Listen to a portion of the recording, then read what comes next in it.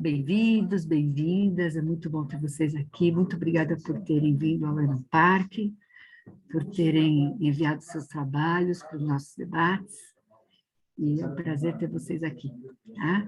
Obrigada também a Heloísa, que está me ajudando na moderação. Eu que agradeço. E, Heloísa, a gente vai fazer 15 minutos para cada trabalho.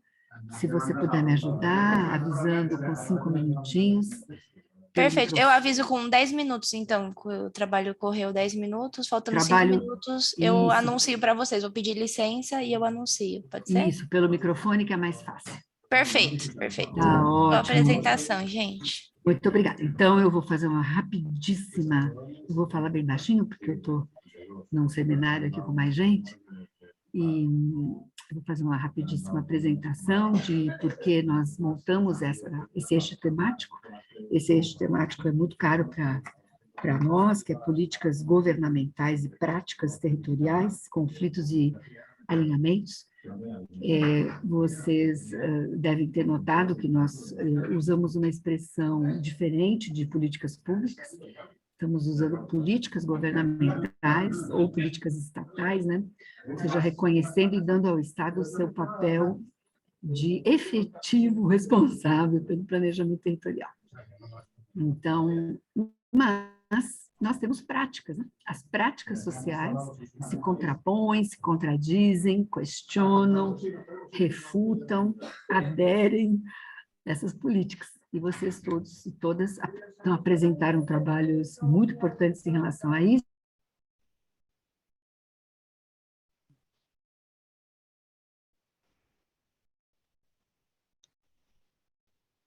Porque aqui nós temos a Amazônia e nós temos Brasília, né?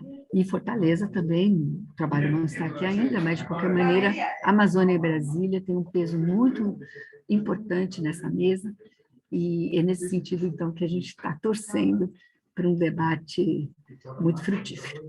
Tá? Muito obrigada.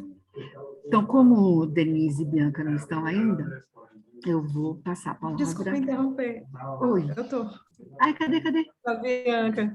Oi, Bianca. Então, Bianca, tudo bem? Desculpe, tá? Não tinha te visto. Sem problema. Então, tá. Então, vamos começar com a leitura da cidade fractal, na região metropolitana de Fortaleza, trabalho da Bianca Feijão de Menezes, provavelmente orientada, né, Bianca, pela Denise Morado? Isso. Tá bom. Então, você tem 15 minutos, bom trabalho. Eu vou só espelhar minha tela aqui.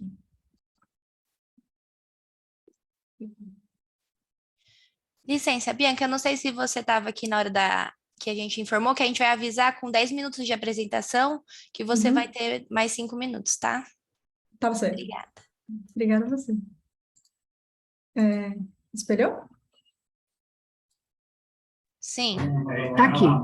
Tá dando para ver tua tela também, mas tudo bem, tá ótimo de ver, viu? Tá ótimo. Ih, abriu. Ótimo, perfeito. Obrigada. Tá bem, obrigada. Então, esse artigo é intitulado Leitura da Cidade Fractal na Região Metropolitana de Fortaleza. É um artigo desenvolvido no âmbito do mestrado, no NPJU, na UFMG, em que eu sou orientada pela professora Denise Morado. E é um artigo que se estrutura em 7 partes. A gente começa introduzindo as motivações dessa investigação, e aí fazemos uma breve contextualização do discurso da cidade fractal, que é do geógrafo americano Edward Soja, e aí fazemos o exercício de aproximação até chegar na região metropolitana de Fortaleza, que é o nosso recorte de estudo. Apresentamos os métodos que são utilizados para espacializar a faixa de renda de até um salário mínimo na região metropolitana de Fortaleza.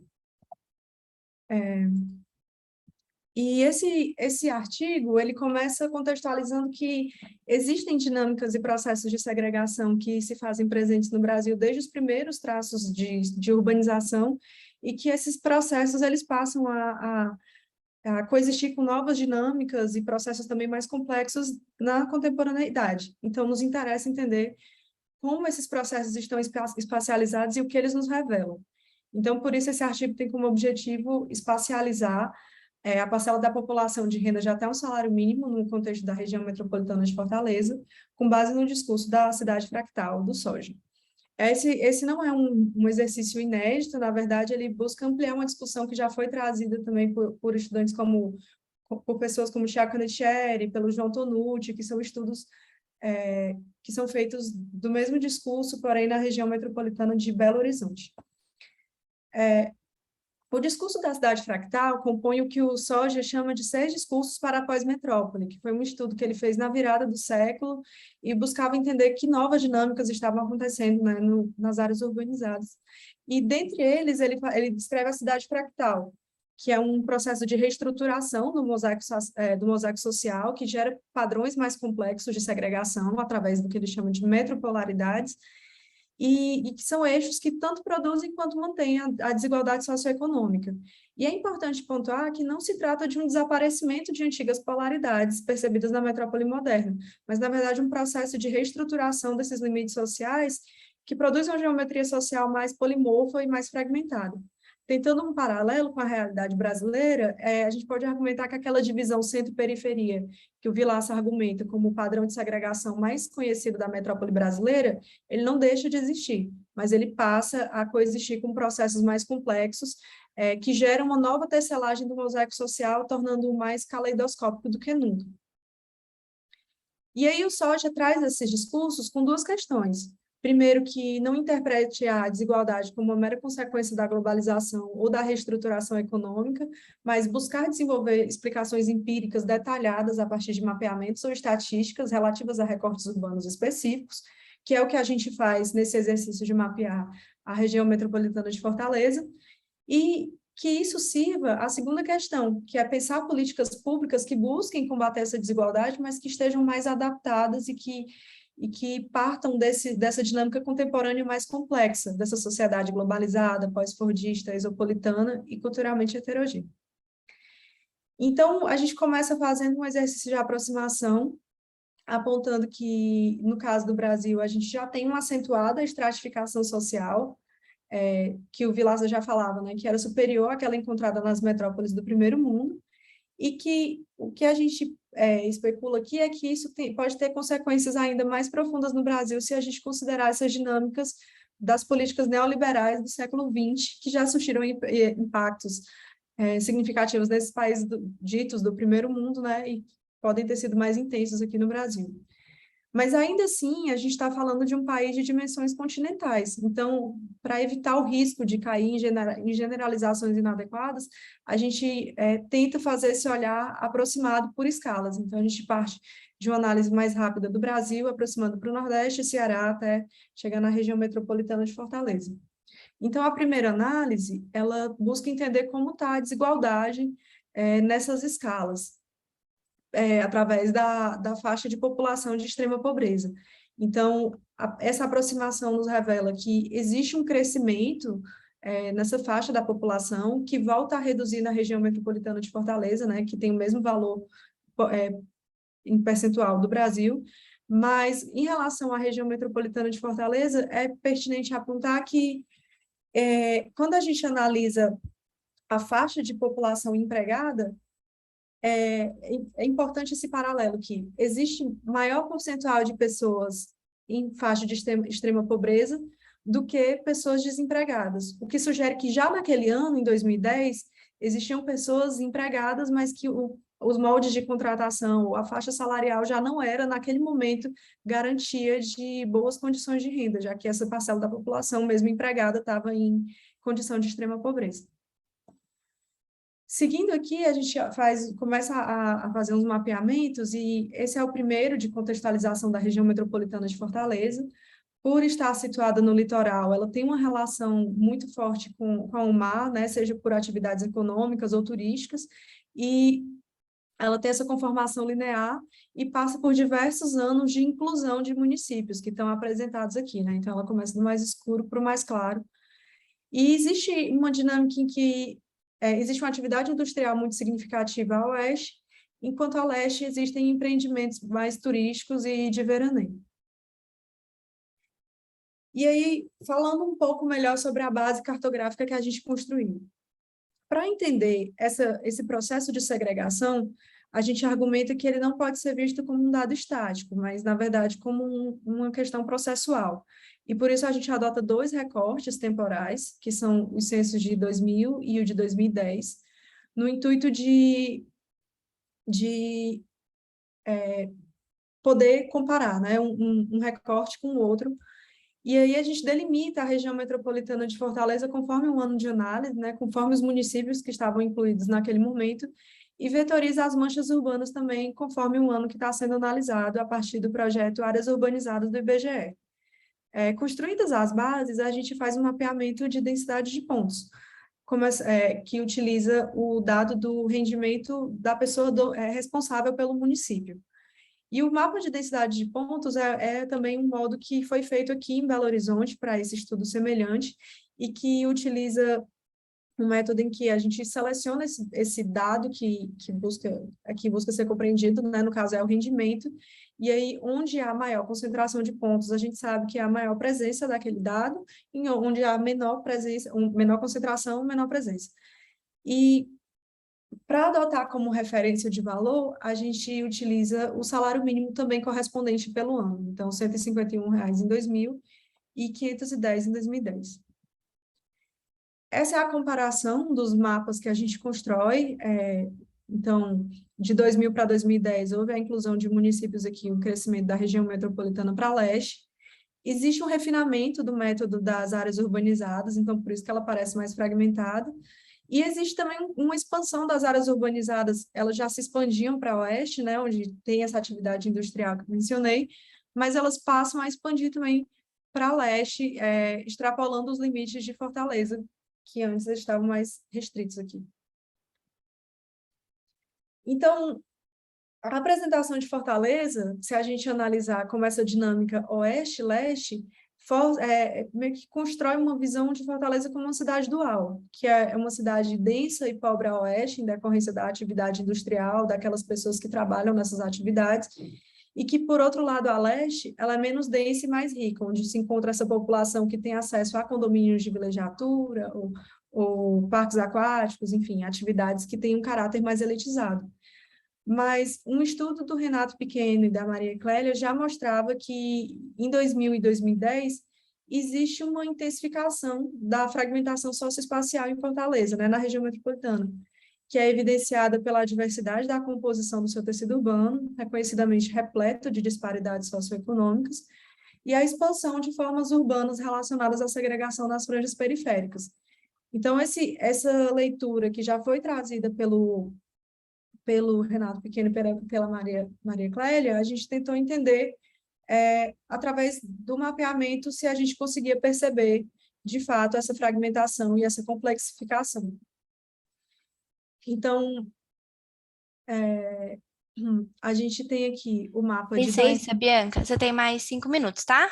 Tá certo, muito obrigada.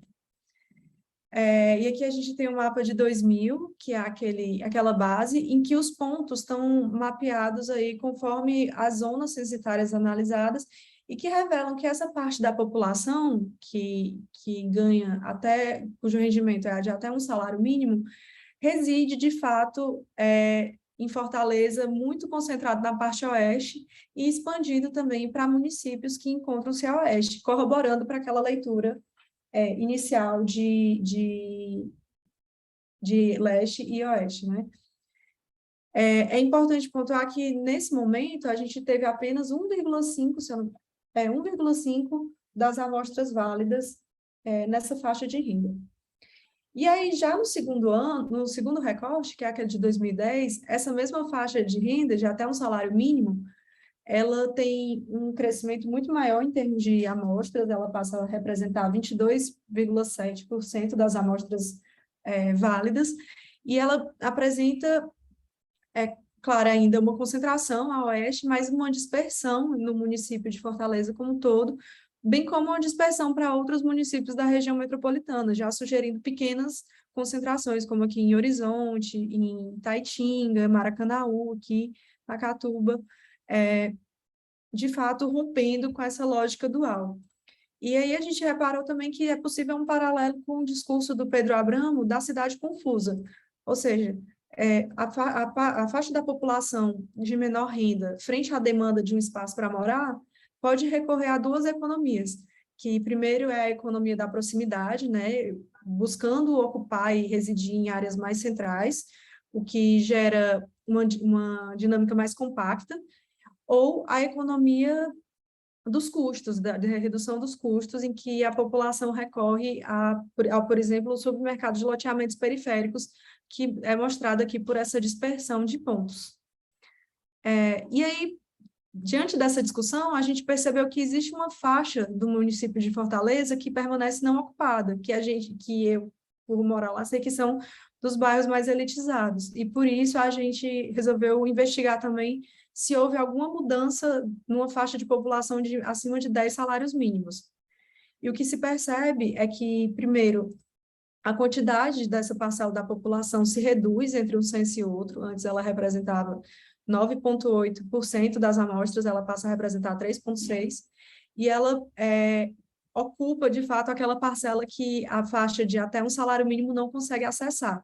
E ela ocupa e se concentra nessa parcela, né, com algum pequeno deslocamento no vetor sul da cidade e também para os municípios a leste.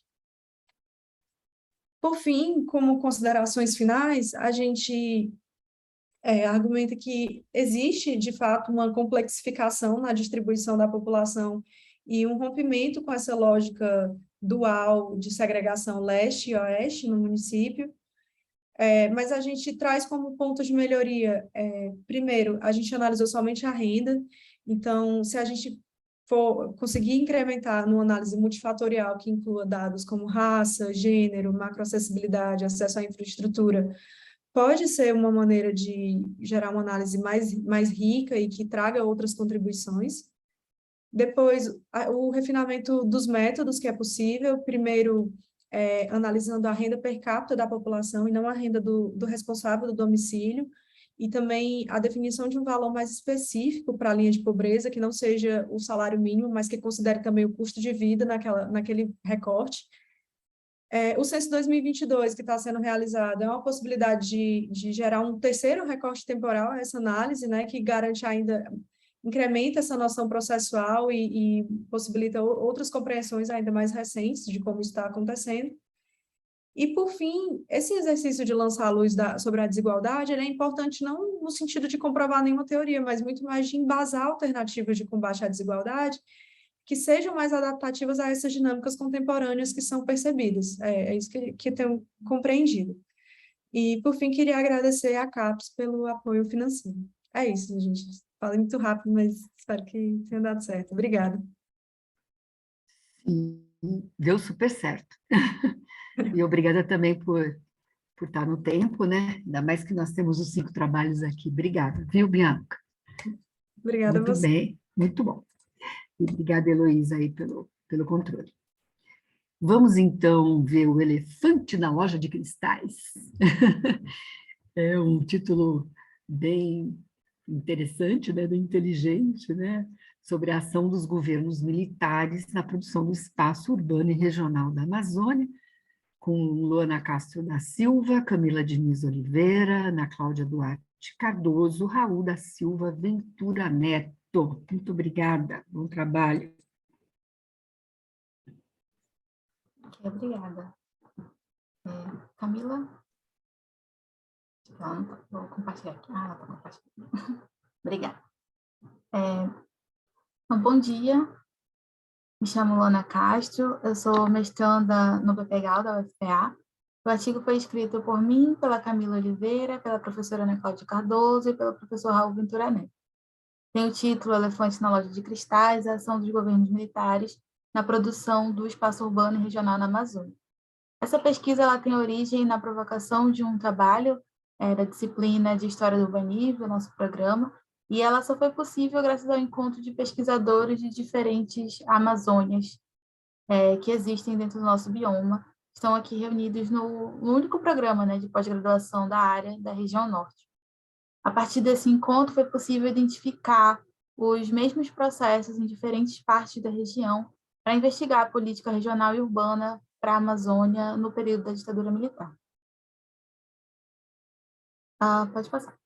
A Amazônia, ela ocupa 60% do território e ela representou, durante os governos militares, né, do século XX, o grande trunfo brasileiro que traria o desenvolvimento para o Brasil. Por isso, a região ela foi submetida a um processo colonizante, por trás daqueles discursos de integração e segurança nacional. A política nacional falava na existência de 3 Brasis: um Brasil desenvolvido, representado pelo Centro-Sul, um Brasil em marcha para o desenvolvimento, que era o Nordeste, e um terceiro Brasil, que era considerado subdesenvolvido, representado pela Amazônia. O intuito da gestão militar, pode passar, era fazer a fronteira agrícola avançar, transformar a população amazônica em novos mercados consumidores de produtos industrializados, explorar a madeira e os minérios, além de dispor novas terras no mercado para alimentar as dinâmicas de acumulação primitiva. As ações dos governos militares na Amazônia, elas não apresentaram as preocupações com a ruptura ecológica do bioma. Na realidade, elas invisibilizaram as dinâmicas sociais, econômicas e culturais das populações tradicionais que viviam em assentamentos articulados em uma rede urbana muito característica da região. O objetivo desse artigo é apontar a intensidade da intervenção militar na Amazônia e o impacto na macro e na microescala, no espaço regional e no espaço urbano, a partir das mudanças que foram observadas na rede urbana amazônica entre 64 e 85. O pensamento teórico deu base aos grandes projetos para a Amazônia dos governos militares e não é nacional. Ele, na verdade, é uma reedição dos ideais de planejamento urbano da Inglaterra e dos Estados Unidos de meados do século XX. Os governos militares criaram ou reeditaram uma série de instituições que foram a base para a elaboração e execução dos planos para a Amazônia. Então, sob o encargo do Ministério do Interior, foi criada a Política de Desenvolvimento da Região Amazônica, chamada de Operação Amazônia, que desencadeou outros planos e programas que transformaram o espaço regional da Amazônia e buscou desarticular as dinâmicas que já eram nativas. Pode passar. A primeira desarticulação da operação foi fruto do Plano Integrado de Transportes da Amazônia, que optou pelo sistema rodoviário, mesmo não tendo sido concluído, como se previa, ele cortou a floresta, permitiu a ocupação humana em outras áreas para além da margem dos rios, ao longo das estradas também. Pode passar. A lógica de articulação e posicionamento dos assentamentos foi reformulada. A partir de então, começou a se parcelar áreas altas de floresta no interior do território, ocasionando a ampliação do arco do desmatamento. E o imaginário corrente no país era que os núcleos urbanos amazônicos eles estavam isolados e que não havia um meio de transporte expressivo entre eles, quando, na realidade, a lógica ribeirinha de transporte, que estava ali há séculos, ela foi invisibilizada e descartada por não servir aos interesses da colonização do território. Pode passar. O conjunto de projetos previstos nesse plano, ao definir diferentes postes de estruturas de transporte, a depender da importância que determinada cidade teria na lógica de exploração, permitiu a ascensão de nível na rede urbana de algumas cidades frente às demais, o que ampliou suas redes de influência e as transformou em polos de atração com uma rápida expansão de sua malha urbana. Assim, uma lógica nova de implantação de cidades foi estabelecida na Amazônia, que se tornou predominante, que é a localização das cidades à beira de estradas. Pode passar. Em paralelo a isso, o Programa de Integração Nacional, PIN, tinha o objetivo de criar 2 eixos de ocupação econômica e populacional, um que seria norte e sul, segundo eles, ligaria as áreas menos desenvolvidas a mais desenvolvidas do país, e um outro leste-oeste, que reorientaria o fluxo migratório do Nordeste para a Amazônia, de forma a diminuir o fluxo dos nordestinos para o centro-sul do país. O PIN ele previa apoio ao desenvolvimento de 7 cidades ao longo da Transamazônica, a rodovia leste-oeste. Cada uma dessas cidades receberia estudos, relatórios preliminares, planos de desenvolvimento local integrado para se tornarem centros de apoio do PIN. Em destaque, teve a cidade de Marabá, que recebeu maior atenção, pois ela se pretendia que se tornasse uma experiência piloto de urbanização na Amazônia nos moldes modernos. Além disso, houve a descoberta de minério de ferro na região próxima. Então, na Amazônia Oriental, o estado do Pará foi cravejado por novas cidades ao longo de estradas e houve o fortalecimento de cidades menores, além de Belém, como é o caso de Santarém e Marabá. Assim como teve mais desmatamento e exploração de grande extrativismo. Enquanto na Amazônia Ocidental, no Amazonas, Manaus recebeu os maiores investimentos devido à implantação da Zona Franca de Manaus nesse período e passou a concentrar ainda mais os equipamentos, as infraestruturas e serviços urbanos do Estado, também pela não conclusão de grandes partes dos planos nessa sub-região a oeste. Pode passar. Então, a principal consequência no espaço regional de todo o processo de ocupação da Amazônia pelos governos militares foi a ruptura da dinâmica socioecológica nativa em vasta extensão do território pela maior parte da população. As populações nativas que produziam ou coletavam o seu próprio alimento foram incorporadas ao mercado capitalista através da urbanização, passando a depender do poder de compra para sua subsistência. Além disso, o arco do desmatamento avançou, com perda de 17% do bioma hoje, mais de 1.000 espécies em risco de extinção, além do grave desarranjo do sistema hidrológico causado pela implantação de hidrelétricas em uma planície. E o reflexo disso é uma matriz energética nacional considerada limpa, mas às custas de injustiças socioambientais e na conversão de uso da terra, ou seja, a perda de florestas, que hoje é a maior fonte de contribuição de gases de efeito estufa do país. Pode passar. As questões intraurbanas também foram colocadas em pauta quando o Ministério do Interior instituiu o Programa de Ação Concentrada, o PAC, que estava vinculado ao CERFAL, em 1969, com o objetivo de promover o desenvolvimento local integrado de cidades inseridas nesse programa. Então, o PAC promoveu ações em diferentes níveis, e as cidades de Belém, Manaus e Marabá ilustram esse processo. Belém era uma metrópole já regional estabelecida na Amazônia Oriental. Manaus foi escolhida como cidade a estabelecer-se como metrópole regional para a Amazônia Ocidental. E Marabá era uma dessas cidades médias de apoio à política de colonização do território, mas que estava associada aos dois importantes eixos de ligação rodoviária que foram propostos, né? A Transamazônica, leste-oeste, e a Belém-Brasília, no eixo norte-sul. Pode passar. Então, constatou-se que as ações do regime militar definiram vetores de expansão pelas estradas, de acordo com a lógica rodoviária que eles seguiam, o que intensificou o crescimento urbano nesses centros regionais, com a proposição e incentivo à construção de conjuntos habitacionais, mas que não receberam a implantação de infraestrutura e serviços urbanos que seriam suporte dessas novas moradias. Em decorrência desse processo, as 3 cidades apresentam altas taxas de perda de verde urbano em seus territórios, tiveram perda de permeabilidade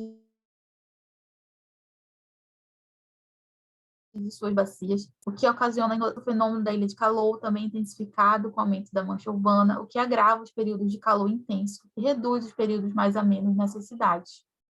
Pode passar. Licença, Luana, você tem mais 5 minutos, tá? Ok. Os programas habitacionais, eles não foram capazes de ofertar moradia a todos.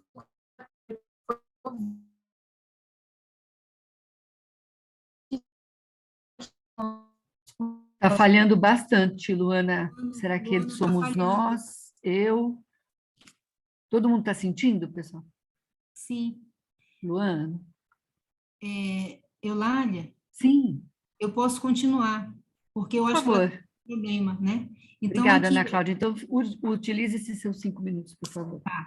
Então, aqui a gente vai observar que a ação, né, dos militares, ela vai se relacionar aos planos, à provisão de habitação, à implementação de áreas industriais, e isso vai reorganizando, né, as cidades, criando novos núcleos, criando aqui condições de metropolização ou crescimento populacional equivalente àquilo que é o conhecido na média das cidades brasileiras. Então, a gente começa aqui a modificar as características que eram nativas de assentamentos pequenos e dispersos, né, com grandes interstícios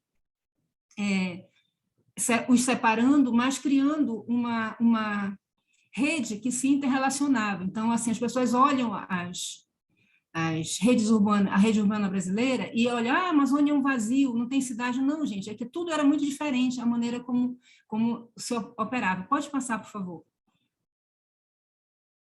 E a gente vai observar que tudo isso gerou aqui esse arco de desmatamento e está fomentando outras linhas de desmatamento ao longo da Transamazônica, na Calha Norte. Na verdade, havia um projeto como tem um rapaz, um geógrafo, o Daniel Hortas, coloca para a gente, de que toda essa região entre as rodovias deveria ser savanizada, era subir com o cerrado para realmente fazer o monocultivo, né? E isso é fortalecido por uma base urbana, e que se a gente pudesse ver um mapa do The Economist, ou os mapas que estão sendo colocados sobre a eleição brasileira, a gente vai entender a exata distribuição de votos, né, para um candidato e para outro, em função de que nessas áreas onde a colonização se coloca a partir da cidade, e com o fluxo migratório que a gente recebeu, a gente vai ter uma maior parte de população externa, né, chegando e assumindo lideranças políticas e econômicas, né, e isso vai também consolidar essa questão, essa visão da terra como mercadoria e a prioridade da logística para a exportação, né? Então, a gente tem toda uma reconfiguração ou desconfiguração do espaço regional a partir dessa visão da região como fornecedora de matéria-prima, de insumos, como energia, então a distribuição das hidrelétricas, como a Luana já falou há pouco, né? Pode passar, por favor. Então, aqui se destaca o impacto, né? Então, a visão era de promoção de um desenvolvimentismo, de um crescimento, de um possível desenvolvimento pautado em recursos que estavam dentro do cenário nacional, mas a gente chama atenção que, na época, todas eram estatais, e muitas delas hoje são vendidas, são multinacionais, então o sacrifício que foi feito pela população para que isso pudesse ser realizado, hoje, ele não está revertido em acesso a políticas públicas, a benefícios. A gente vai observar que isso só abriu espaço para que, nessa nossa nova fase do neoliberalismo, né, essa transformação viabilizasse o acesso à região por outros grupos econômicos. Então, as cidades, elas se colocaram como pontos de controle disso tudo, elas vão, a partir da sua própria configuração interna, passar a mimetizar aquilo que vinha de referência de outros contextos, né? E a gente vai observar um aumento de risco ambiental quando o Amazônia 2030 apresenta, porque as cidades amazônicas, o pessoal do Mapa Biomas, são os lugares onde a gente mais tem assentamentos subnormais, porque a gente está vendo aqui um choque de racionalidades, a gente está vendo a implantação de pacotes tecnológicos em um contexto geomorfológico completamente diverso daquele para onde esses pacotes foram concebidos. Então, a gente tem aqui uma visão muito clara de que isso prossegue até hoje. Foi por isso que a gente escreveu esse texto, porque a gente estava na iminência de que metade da nossa população acredita que isso precisa ser reestabelecido e reeditado, e eu penso que nenhuma região sofreu tanto nesses 4 anos com uma série de situações de violência como a Amazônia, porque ainda creem que essa fronteira esteja aberta, ela não está aberta. Hoje existem mosaicos aí, definindo que são áreas protegidas, áreas indígenas, áreas de assentamentos agroextrativistas, enfim, tem uma série, só que a internalização de novos valores está fazendo a nossa população substituir o alimento local por o que é trazido pela indústria, tá? Isso vai colocar em risco a soberania alimentar, e se nós tivermos a questão das mudanças climáticas, da emergência da situação climática realizada conforme previsão, essa nossa população vai sofrer muito, né? Então, a gente achou que era muito importante trazer esse tema para isso ser debatido, relembrado, né? E eu penso que o tempo acabou, né? E a gente fica à disposição do debate. Sim, mas muito bom, né? Essa é realmente uma reflexão histórica, né? Isso. Exatamente. Obrigada. Então, a equipe do Elefante na Loja de Cristais, que realmente é o que é, né? Elefante com botinas, com coturnos. Obrigada, gente. Vamos passar, então, ao nosso terceiro trabalho, Brasília, uma narrativa rizomática, com trabalho de Letícia Rafaela Pérez Batista, Camila Ferreira Guimarães, Tiago Reis dos Santos.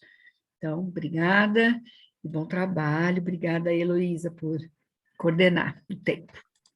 Bom dia, tudo bem? Tudo Eu bem. vou só pedir para não começar a contar ainda, só para eu ajustar a apresentação aqui, só para ver se vai dar certo, porque o Zoom Certo, é tudo meio bem. diferente, né? Deixa eu ver. Deixa eu ver. Vocês estão conseguindo ver direitinho? Sim, muito bem. Sim. Então tá bom. André, Bom 10h36, obrigada. Tá bom. Bom dia, meu nome é Letícia, como eu já disse, eu sou aluna do 6º período de Arquitetura e Urbanismo na Universidade de Uberaba, aqui em Minas Gerais, e hoje eu vou apresentar o meu trabalho com o título Brasília, uma narrativa rizomática. A minha orientadora foi a professora Camila Ferreira Guimarães, e o meu coordenador foi o Tiago Reis dos Santos. Bom, o meu projeto ele tem como objetivo principal discutir as contradições geradas no planejamento de Brasília, que foi considerado um marco para a história do planejamento urbano no Brasil, além de discutir a segregação espacial observada desde o início da construção da capital. E foi a partir da leitura da teoria do rizoma, que é discutida no livro Mil Platôs, dos filósofos Gilles Deleuze e Félix Guattari, que foi possível discutir os processos de territorialização e desterritorialização de Brasília, citada como a cidade-sonho, que eu vou explicar mais para frente por quê, com as cidades satélites que eu chamo de cidades-fuga. Além disso, a teoria do rizoma é um importante instrumento de conexão entre diferentes campos de saberes, desde a filosofia até a arquitetura. Bom, para ficar mais fácil de entender, eu vou fazer um resuminho bem rápido do que os filósofos falam no começo do livro. Eles começam explicando a diferença entre uma raiz pivotante e um rizoma. Uma raiz pivotante, que é essa da esquerda aqui, ela é hierárquica. Ela estabelece um ponto de início e vai se duplicando, se ramificando a partir desse ponto sem gerar nenhuma multiplicidade. Já o rizoma, ele é um sistema aberto com diversas conexões que vão se quebrando e se juntando, gerando várias multiplicidades. E quando a gente olha para o rizoma, a gente não consegue estabelecer o seu ponto de início, né? Ao contrário aqui da raiz pivotante, que a gente sabe que começou aqui em cima e foi se ramificando. O rizoma também, ele pode ser rompido em qualquer lugar e a qualquer momento. E essas rupturas, os autores chamam de rupturas assignificantes. Esses rompimentos e ligações que vão acontecendo no rizoma são os movimentos de territorialização e desterritorialização, sendo que a junção seria a territorialização e a ruptura seria a desterritorialização. E essas raízes que a gente vê aqui, elas vão se ramificando e elas são as linhas de fuga do rizoma, que são totalmente naturais e que acontecem a partir desse movimento de territorialização e desterritorialização, de ruptura e de junção eterna. Um rizoma, ele não tem começo nem tem fim. Todas as suas linhas, raízes, movimentos, tudo é interligado e tudo também é diferente um do outro. Então, o rizoma, ele é heterogêneo. E um rizoma, o Deleuze e Guattari, eles falam que um rizoma faz parte de um platô. Um platô seria algo que está sempre no meio, nunca no começo nem no fim. Então, o platô é uma multiplicidade conectada com outras, que formam um rizoma, ou seja, um rizoma é feito de mil platôs, que é o título do texto dos filósofos. Bom, para dar início à minha pesquisa, eu precisei usar alguns métodos. Eu fiz um levantamento bibliográfico de vários autores. Um deles foi o Deleuze e Guattari, que eu já citei, né? A gente também fez um levantamento do conceito de utopia para Thomas More.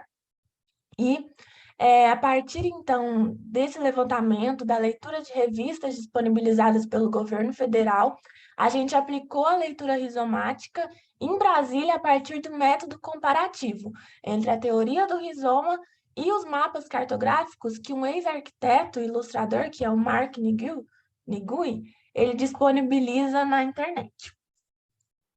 Então, a partir desses conceitos do rizoma, a gente foi estudar Brasília, que o pontapé de Brasília foi dado pelo Juscelino Kubitschek, e aí ele lançou o concurso nacional do plano piloto da nova capital do Brasil, que quem ganhou foi o arquiteto e urbanista Lúcio Costa, e depois de 3 anos de construção, Brasília foi inaugurada no dia 21 de abril de 1960.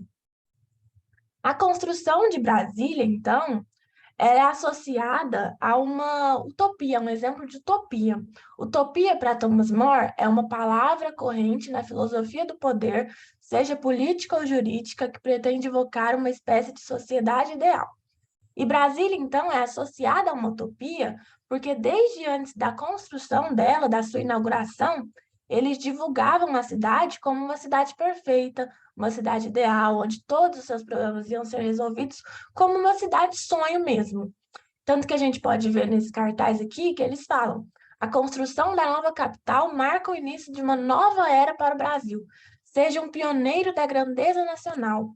Então, eles colocaram uma esperança no povo de que Brasília ia ser a cidade ideal, a cidade de sonho, né?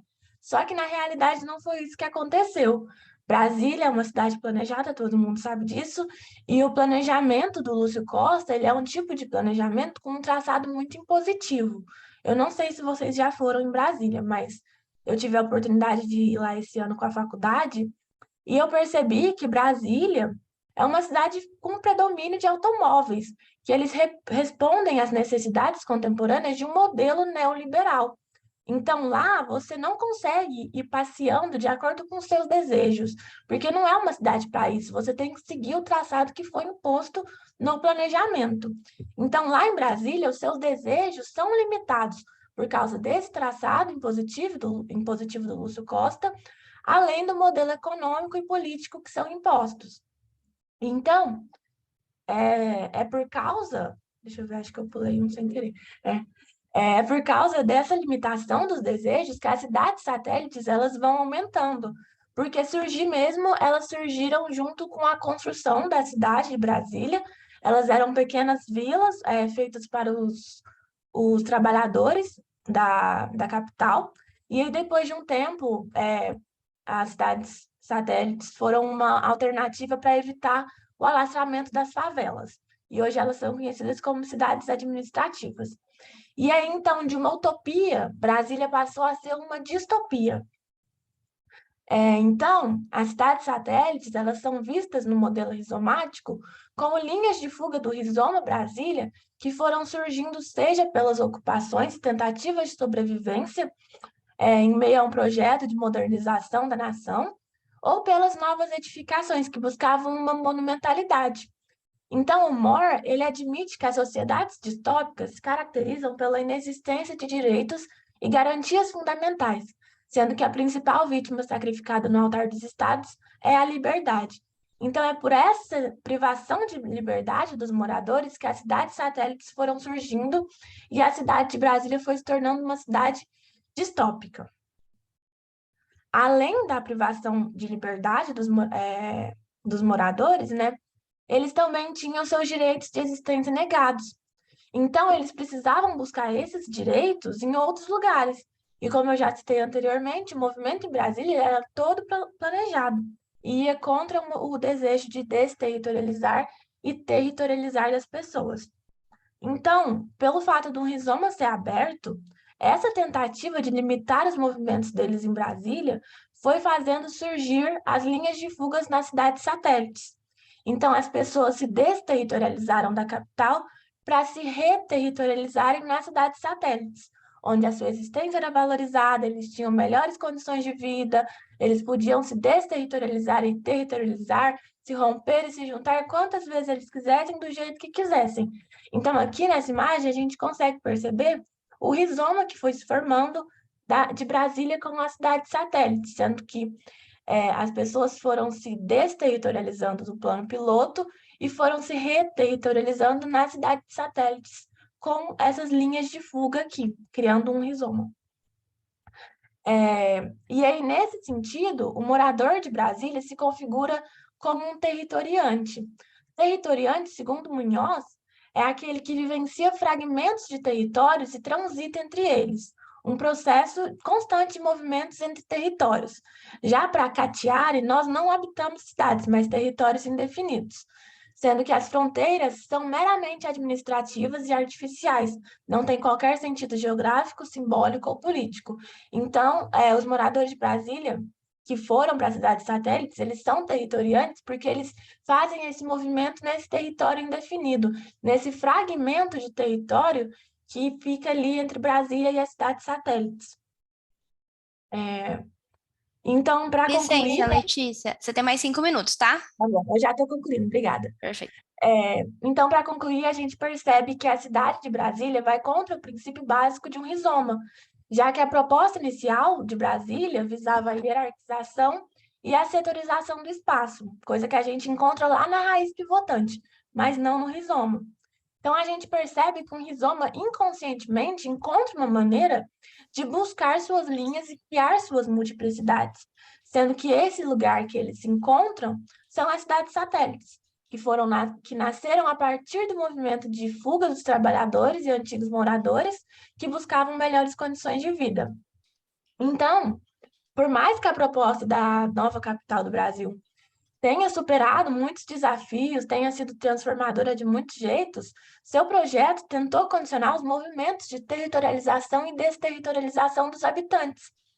Então, a gente conclui que, enquanto as garantias de existência e a liberdade das pessoas forem privadas, mais núcleos de desterritorialização serão encontrados, já que o rizoma ele tem a habilidade de se reconstruir a partir de diversas rupturas, em um processo constante e contínuo, ou seja, ele nunca para de se dividir e de se multiplicar.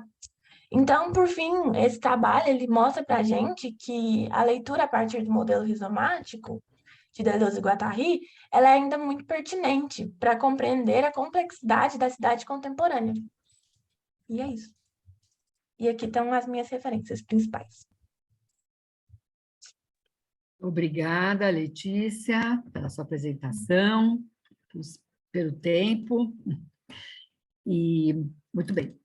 Agora vamos passar para o quarto trabalho, que é, novamente na Amazônia, Dossiê Rondônia, uma atualização de Bruno Bins Peixe Lima e Marcos Fávero, creio que é Fávero. Isso. Então, Bom obrigada. Dia. Bom trabalho aí. Obrigado, gente. Só para avisar, o Marcos teve um imprevisto, ele não está presente. Não sei se vocês estão vendo aí já a apresentação. Já estamos, sim. Obrigada, viu? Obrigado. Obrigada. Vou iniciar. Então, bom dia. Meu trabalho se chama Dossiê Rondônia, uma atualização. Eu me chamo Bruno Bins. Meu orientador foi Marcos Fávero. Esse trabalho foi uma conclusão de curso da graduação de arquitetura. E eu inicio falando primeiro da minha inquietação para essa pesquisa. Começou em 2019, com toda aquela série de queimadas que a gente pode sentir aqui no Rio de Janeiro e São Paulo, visualizar no céu, ficar à noite, de tarde, né, e tempo, qualidade do ar. E acho que esse acontecimento reacendeu aí essa assombração, de certa forma, intermitente das queimadas amazônicas, que às vezes é um assunto muito pertinente, muito comentado, às vezes é uma assombração velada. Então, eu começo colocando a Amazônia primeiro entre esses extremos, segundo Berta Becker, que ela traz tanto ela sendo agente passivo, quanto uma reserva de riquezas. E entre esses extremos, ela afirma que a Amazônia já adquiriu uma dinâmica própria, já é uma região em si, e por si uma floresta urbanizada e a fronteira urbana do país. Esse mapa acho que fica muito visível nesse trabalho dela, nessa publicação de 2007, como que, de fato, ela já não é, a Amazônia não é mais esse ambiente estático, de certa forma, essa floresta passiva. E fazendo um recorte um pouco mais aproximado, eu cheguei nesse documento chamado Rondônia, Mutações de Território Federal na Amazônia Brasileira, do geógrafo franco-brasileiro Hervé Terry. Ele fez um documento na década de 70, enfim, no início da ocupação desse território, que ainda era muito inóspito, de certa forma, ainda muito isolado do país em relação às conexões viárias e rodoviárias e hidroviárias. E isso me estimulou bastante, além do fato de que, através de um rápido time-lapse do Google Earth, é possível visualizar o crescente desmatamento também em Rondônia. Então, alguma coisa aconteceu aí desse ponto de início da ocupação do Estado até os dias atuais. Mais de 50% do Estado foi desmatado e, de certa forma, desvirtuado dos projetos iniciais. Então, através disso, como objetivo, procuro fazer esse dossiê, que seria a reinterpretação desse território estadual que é tão disparo e metamórfico, e que hoje se encontra à beira de uma catarse. Então, é realmente apontar um pouco o que aconteceu e o que transformou Rondônia nessa nova espessura, que ainda é, de certa forma, imensurável, do fronte da floresta urbanizada e, ao mesmo tempo, da fronteira urbana do país. Então, eu dividi, estratifiquei essa construção histórica em 3 processos, nos quais eu chamei excessos, fragilidades e imprevisibilidades, sendo os excessos esse período total, a partir de 1970 até os dias atuais, de projetos e políticas públicas, e as fragilidades quanto esse processo intermediário e paradigmático da construção do território, como sendo um primeiro paradigma de ancoragem nesse território, um segundo de espraiamento urbano, e por último esse momento atual, que é um momento de imprevisibilidades. Então, eu começo falando primeiro desses excessos, e acho que a Amazônia, no contexto geral do país, é bastante chocante observar que 120 milhões de hectares de glebas federais se concentram na Amazônia, então, são áreas de delegação federal para reorganização fundiária do país, isso equivale ao estado de Minas Gerais e Bahia juntos. E, ao mesmo tempo, essa região, como já apontado, essas glebas federais possuem os municípios de maior crescimento urbano relativo do país, estão todos concentrados na Amazônia Legal. E no caso de Rondônia, mais de 50% do estado, sendo mais preciso, 67%, pertence à delegação do governo federal. Então, existe alguma coisa que aconteceu e ainda acontece aí para levar esse panorama tão impressionante. Aí, mostrando um diagrama que eu consegui montar com os dados atuais de Rondônia. Hoje em dia são 52 municípios emancipados, mais de 1.800.000 habitantes, em comparação a 2 municípios apenas em 1970, e hoje em dia tem mais de 60 em formação, à beira de uma emancipação, e mais de 13 mil milhões de efetivo bovino, que em 1970 ainda não tinha nem dados sobre isso. Falando ainda mais também do desmatamento, que só em 2020 foram 1.500 hectares desmatados. E o que levou Rondônia a isso? Acho que eu comecei a pensar nas condições que levaram a esse panorama, sendo primeiro uma condição geográfica do estado, segundo uma condição logística. E falando um pouco da primeira condição geográfica, eu trouxe 2 obras do início do século XX, ou seja, um projeto que já vem sendo construído secularmente. O primeiro delas é a construção da Madeira e Mamoré Railway, que foi um financiamento na Inglaterra, numa área super inóspita do país, para fazer essa ferrovia que ligaria as únicas 2 cidades do estado. E teve um investimento, enfim, a rodovia do fim do mundo, um investimento milionário, super difícil de ser feito, mas já era uma grande obra no coração da Amazônia. E, em segundo, que eu não trouxe uma imagem, mas uma expedição que fez Rondônia se conectar ao Mato Grosso e ao restante do país, foi financiada pelo Museu de História Nacional dos Estados Unidos e chefiada pelo futuro presidente dos Estados Unidos, Theodore Roosevelt. Então, já existia uma especulação aí nacional e internacional dessa região, que já apontava a importância dela. Em segundo, uma condição logística que foi mais catapultada a partir dos anos 60, 70, com o início do governo militar, que seria a integração de Rondônia aos circuitos nacionais e internacionais de mercado e economia, assim como o restante da Amazônia, impulsionado muito pelos discursos de levar homens sem terras para terras sem homens, e vice-versa. Então, como que isso foi alavancado a partir de 1970, angariou essa condição logística também no estado. E acho que é muito visível colocar no Rondônia no mapa que é um estado que hoje em dia se encontra no coração da Amazônia, ao mesmo tempo aqui distante dos 2 oceanos, numa área que pode ser muito bem utilizada como um porto que conecta o Pacífico com o Atlântico e, ao mesmo tempo, um ponto final assim da linha de conexão com o Centro-Sul. Então, pode ser distribuída por ambos os lados. E acho que com isso começa a ficar um pouco mais claro de que Rondônia possui sim uma importância nacional e internacional, no qual, por estar localizada e sitiada aí nesse meio e sendo um grande exponente aí da produção agropecuária, e que Rondônia já chegou ao seu fim como sertão e atingiu seu posto de hinterlândia, que é esse conjunto de terras situadas no interior, e ao mesmo tempo essa região afastada de centros metropolitanos. Isso consiste hoje em dia de um espaço para expansão, incorporação de fluxos econômicos a uma esfera de poder que lhe escapa, ou seja, a Rondônia já está completamente inserido nesses discursos, nessas dinâmicas nacionais e internacionais de mercado, ainda mais desse meio urbano do país e numa dinâmica nacional e internacional. Então, eu vou passar um pouco mais rápido nesse processo, no qual eu destrinchei, a partir de 1970, os projetos que foram feitos em Rondônia, consequentemente, e foi um período que, apontado pelo geógrafo Ricardo Gilson da Costa, foi um período de experimentação quase que laboratorial de projetos e processos de ocupação, e, ao mesmo tempo, são processos super rápidos e contraditórios que foram acontecendo de maneira, enfim, debilitada ao longo de 4 décadas, 5 décadas. E tudo isso, acho que se iniciou primeiramente com esse discurso também do governo militar, como já apontado aí nessa primeira capa da revista Veja. Não me lembro ao certo ano, mas a Rondônia sendo a luta contra a selva, então a Amazônia sendo esse objeto a ser vencido e conquistado.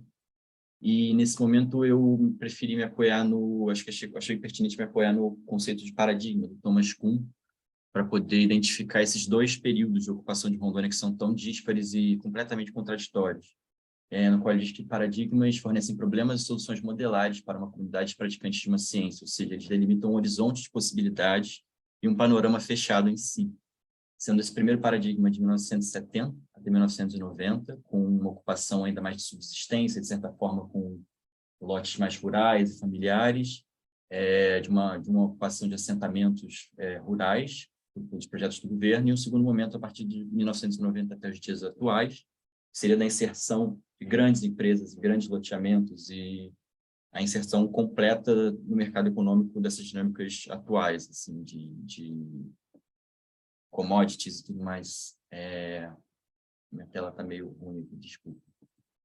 Acho que tudo isso se iniciou fazendo essa pesquisa, vou passar um pouco mais rápido, através do urbanismo rural, do arquiteto urbanista Camargo da Cunha, muito inspirado nos moldes europeus. E esse processo não foi bem sucedido, acabou virando uma espécie de colonização pública que tentou aplicar esses moldes europeus, mas que, por meio de uma forma muito debilitada, foi aplicada na Amazônia ainda, sem nenhum estudo prévio, sem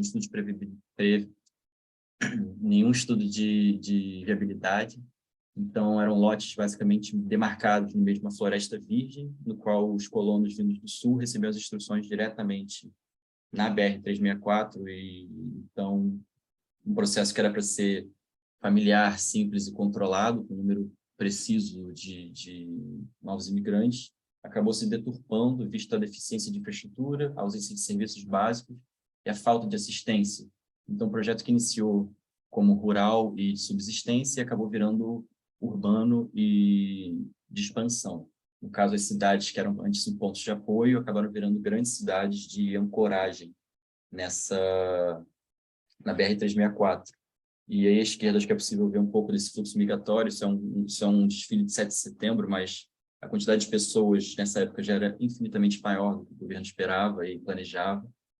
E como essas cidades afirmaram, na verdade, começaram a conformar aí um perfil urbano e não rural, como anunciado nos primeiros projetos de assentamento e colonização pública.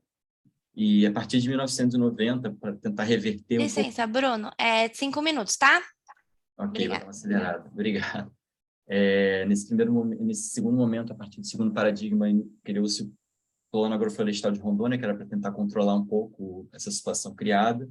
Isso, na verdade, só expandiu ainda mais o perfil urbano, no qual, na década de 1990, mais 30 municípios foram emancipados, em diferença até 18, até 1980. Então, mais do que dobrou isso. Então, por conta disso, acho que o meio urbano possibilitou a incorporação da Amazônia a esses circuitos espaciais de economia e utilizou o meio urbano como princípio e condição para que isso se estabelecesse de forma muito clara. Então, acabou que Rondônia perdeu essa fragmentação, acabou se fragmentando a sua coesão territorial e submeteu esse Estado às dinâmicas externas, tirando completamente o controle do destino e dos caminhos que o Estado estava seguindo. E nesse momento chegamos ao momento atual de imprevisibilidades, aí eu busco novamente Thomas Kuhn, no qual, se ele afirma que os paradigmas conformam um panorama fechado para o entendimento de uma ciência ou de algum estudo, o excesso deles começa a gerar anomalias, e acredito que agora, em 2022, depois de, enfim, 50 anos praticamente do início da ocupação de Rondônia, já é possível identificar anomalias por conta da crise desses paradigmas no espaço, no território de Rondônia. Então, a anomalia subverte a tradição existente da prática, é algo que foge dessas lógicas que foram discutidas e repercutidas durante tanto tempo. Então, basicamente, o somatório do paradigma, do primeiro paradigma rural, do segundo paradigma urbano e internacional, a saturação e exaustão deles, eu cheguei num ponto que eu conseguiria, talvez, já identificar o que seriam essas anomalias nesse território. Então, através de um meio diagramático, eu comecei a enxergar que existe, já se conformando, tanto em Rondônia quanto em outros lugares da Amazônia, esse meio proto-urbano, que seriam essas cidades embrionárias que fogem um pouco da lógica dessa organização que foi tão regrada e estabelecida durante essas primeiras 4 décadas de ocupação. Cidades embrionárias, sujeitas à emancipação, com imenso potencial expansivo e destrutivo, em zonas absurdamente fragilizadas e de surgimento completamente aleatório, randômico e imprevisível. Então, eu classifiquei essas protocidades como uma fronteira da fronteira, sendo ela essa nova espessura do fronte urbano, da ocupação amazônica, e, ao mesmo tempo, como uma consequência desse processo tão extenso e tão falho que teve durante esses primeiros séculos, desses primeiros paradigmas, primeiras décadas dos primeiros paradigmas. Então, primeiro, como fronteira da fronteira, eu criei esse mapa que, vou passar bem rapidamente, coloca a BR-364 no final, ali em vermelho, como um ponto de partida, e a emancipação das cidades de acordo com o tempo. E é possível observar naquela linha vermelha mais ao topo que essas proto-cidades surgiram, de fato, dos anos 2000 para cá, principalmente, e que se estabelecem muito distante dessa lógica ainda desse nexo internacional, mas, ao mesmo tempo, são a epítome, né? Chega ali no fronte primário, no fronte principal dessa fronteira urbana amazônica. E, como consequência da consequência, elas são um exemplo direto dessa cozinha laboratorial. Então, ela deu um novo significado e uma nova organização territorial e afirma completamente, como o Ricardo Dixon da Costa afirmou, eu falei há uns slides atrás, essa dinâmica própria da Amazônia, que não estão inclusas nenhum plano diretor municipal de gestão do território da Amazônia, eu chequei isso pessoalmente, e, ao mesmo tempo, não existe nenhum planejamento delas, e são mais de 60, pelo menos só em Rondônia, que estão em formação ainda. Eu elegi 2 no final da minha pesquisa, sendo elas a primeira, União dos Bandeirantes, e a segunda, Nova Mutum, Paraná.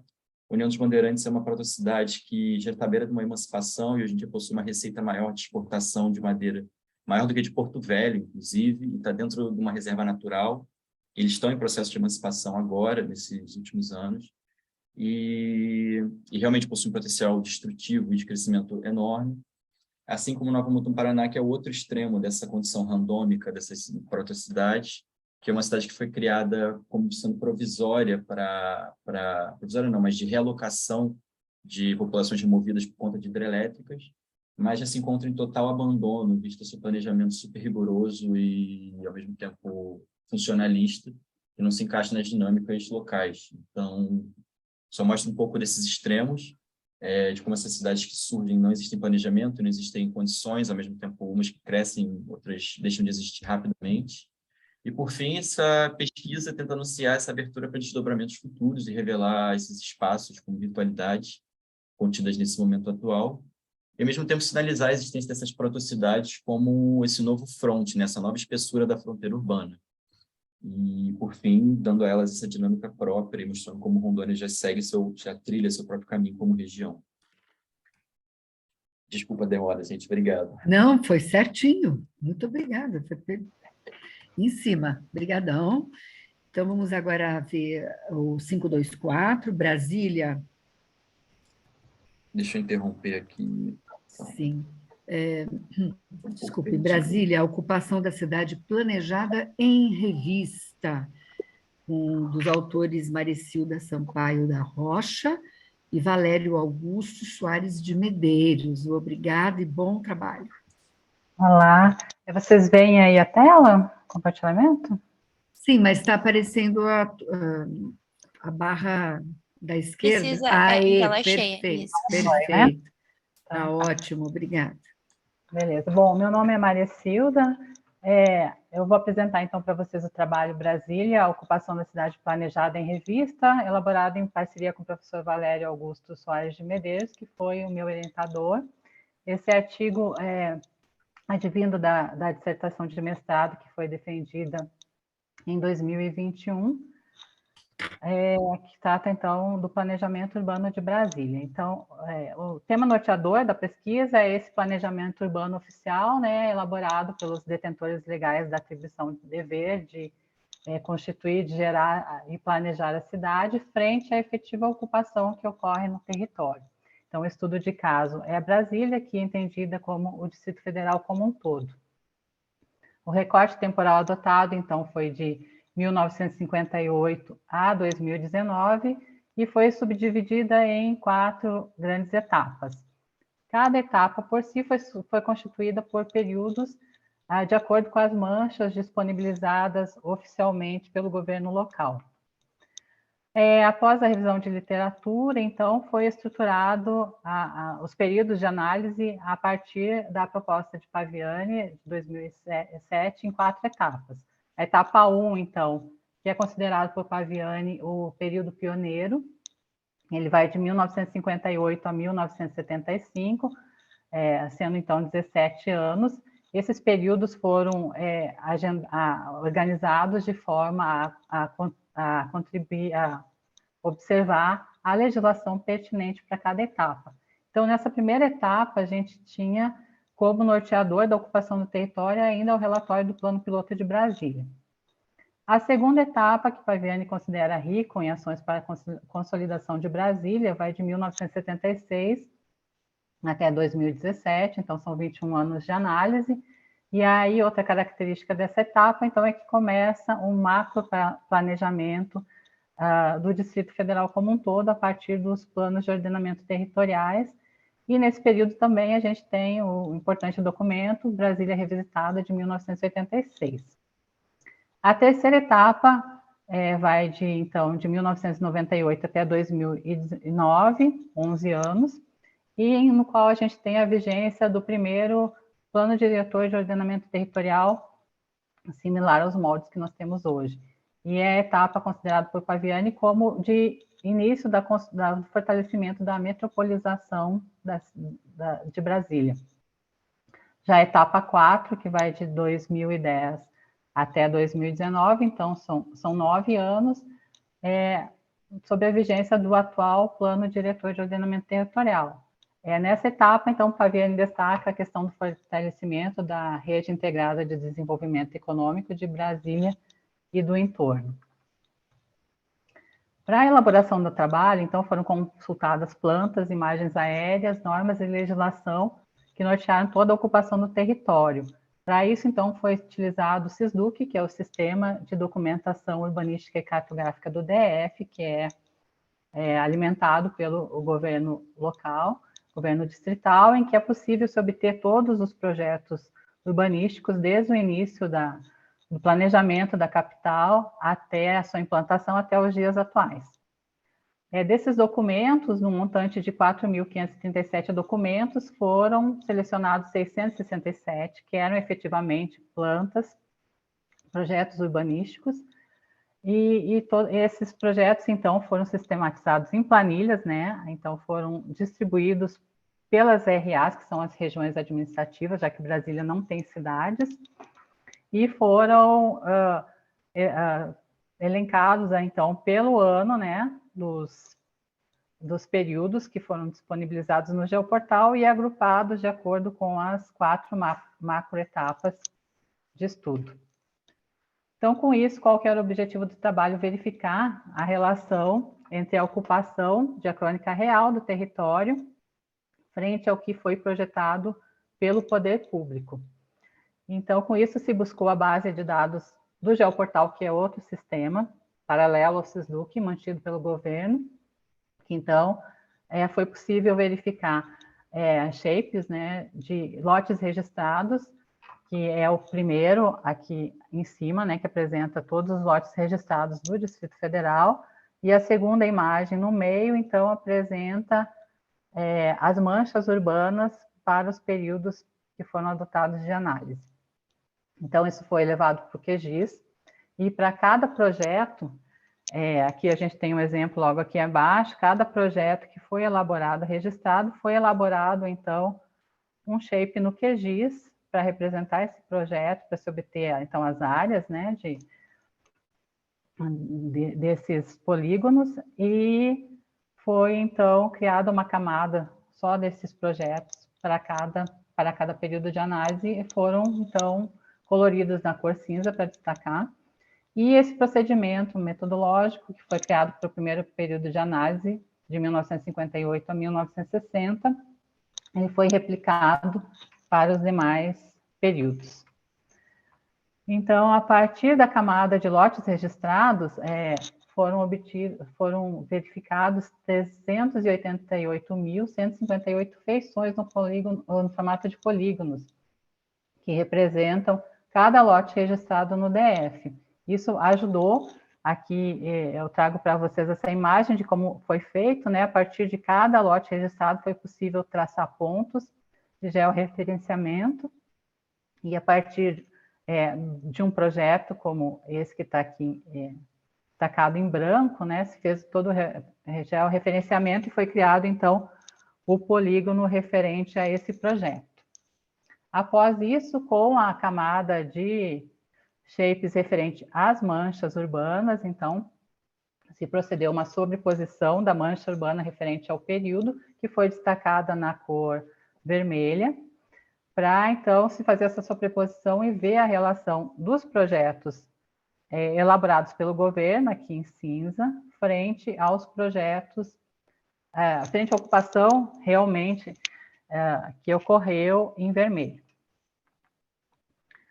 Para o trabalho foram destacadas 3 medidas, 3 variáveis que foram analisadas, então foi a área planejada e a área ocupada em quilômetros quadrados, tanto pelo CISDU, que é a área planejada, quanto a área ocupada pelo Geoportal, e também foi feito o índice de forma urbana com base na metodologia desenvolvida pela professora Nogueira, em 2005, que ela destaca a relação entre a mancha de ocupação frente ao círculo que a circunscreve. Então, foram procedidas as análises das etapas. A primeira etapa, então, a gente produziu 3 mapas para cada período. Então, a gente vê aqui nesse primeiro mapa, de 1958 a 60, o início da implantação da cidade. Em cinza, a gente percebe, então, os projetos que foram elaborados para a cidade e as primeiras ocupações centralizadas aqui no plano piloto, algumas pré-existências, como Braslândia e Planaltina, e o início da ocupação das cidades satélites, bem segregadas do plano piloto de Brasília. Aqui nós temos, então, Taguatinga e Sobradinho iniciando. E assim, na sequência, né, a gente vai percebendo o aumento da ocupação nessas áreas planejadas, e no terceiro período você vê que já começa a se aproximar mais essa ocupação. Para a segunda etapa, então, a gente percebe, a partir dessas 4 plantas elaboradas, que a ocupação começa vagarosamente a superar as áreas planejadas, embora ainda prevaleçam algumas áreas de grandes lotes planejados que não foram ocupados efetivamente. A terceira etapa produziu 2 mapas que revelam ainda essa tendência. E, por fim, a quarta etapa, foram produzidos 5 mapas, de acordo com as manchas urbanas disponibilizadas no Geoportal. E você percebe um incremento bastante alto das ocupações, tanto regulares, né, que aqui estão tanto as regulares quanto as informais. As regulares, elas estão sobrepostas normalmente às áreas planejadas, e as irregulares, então, elas fogem desse planejamento. E com a tendência aqui em 2019 a se alastrarem em direção às bordas do DF, né? Aqui a gente tem Água Quente, próxima a Santo Antônio Descoberto, aqui Gama, Santa Maria, próxima à Saída Sul. Também temos aqui uma tendência do Café Sem Troco, atingindo a área rural do Distrito Federal, porém com características de área urbana. Depois, na sequência... Licença, Maricilda, tem mais 5 minutos, tá? Beleza. Depois, na sequência, nós temos o índice de forma urbana que foi levantado. Então, das 4 etapas, a gente vê aqui no início o índice de forma urbana é menor, por conta de que as áreas estão mais concentradas no plano piloto, embora o círculo seja bastante amplo, por conta justamente dessa segregação das cidades satélites. Depois, na sequência, no segundo e terceiro período, então, ocorre um aumento desse índice com a paulatina ocupação desse círculo, para depois, em 2010 até 2019, a gente vê um aumento, um alargamento novamente desse círculo, tomado por pequenas ocupações que começam a ocorrer na área rural do Distrito Federal. Aqui eu trago para vocês dois gráficos referentes à área planejada e área ocupada. O primeiro, à esquerda, referente a valores não cumulativos. Aqui a gente tem a linha azul referente ao planejamento e a linha laranja em relação à ocupação. Então, a gente verifica, no primeiro momento, um incremento muito alto do planejamento urbano, que corresponde, então, à fase inicial de implantação da cidade, que precisava desse planejamento, mas, com o tempo, a gente verifica que ele vai decaindo até 1975, com a consolidação do plano piloto e com a tendência à queda.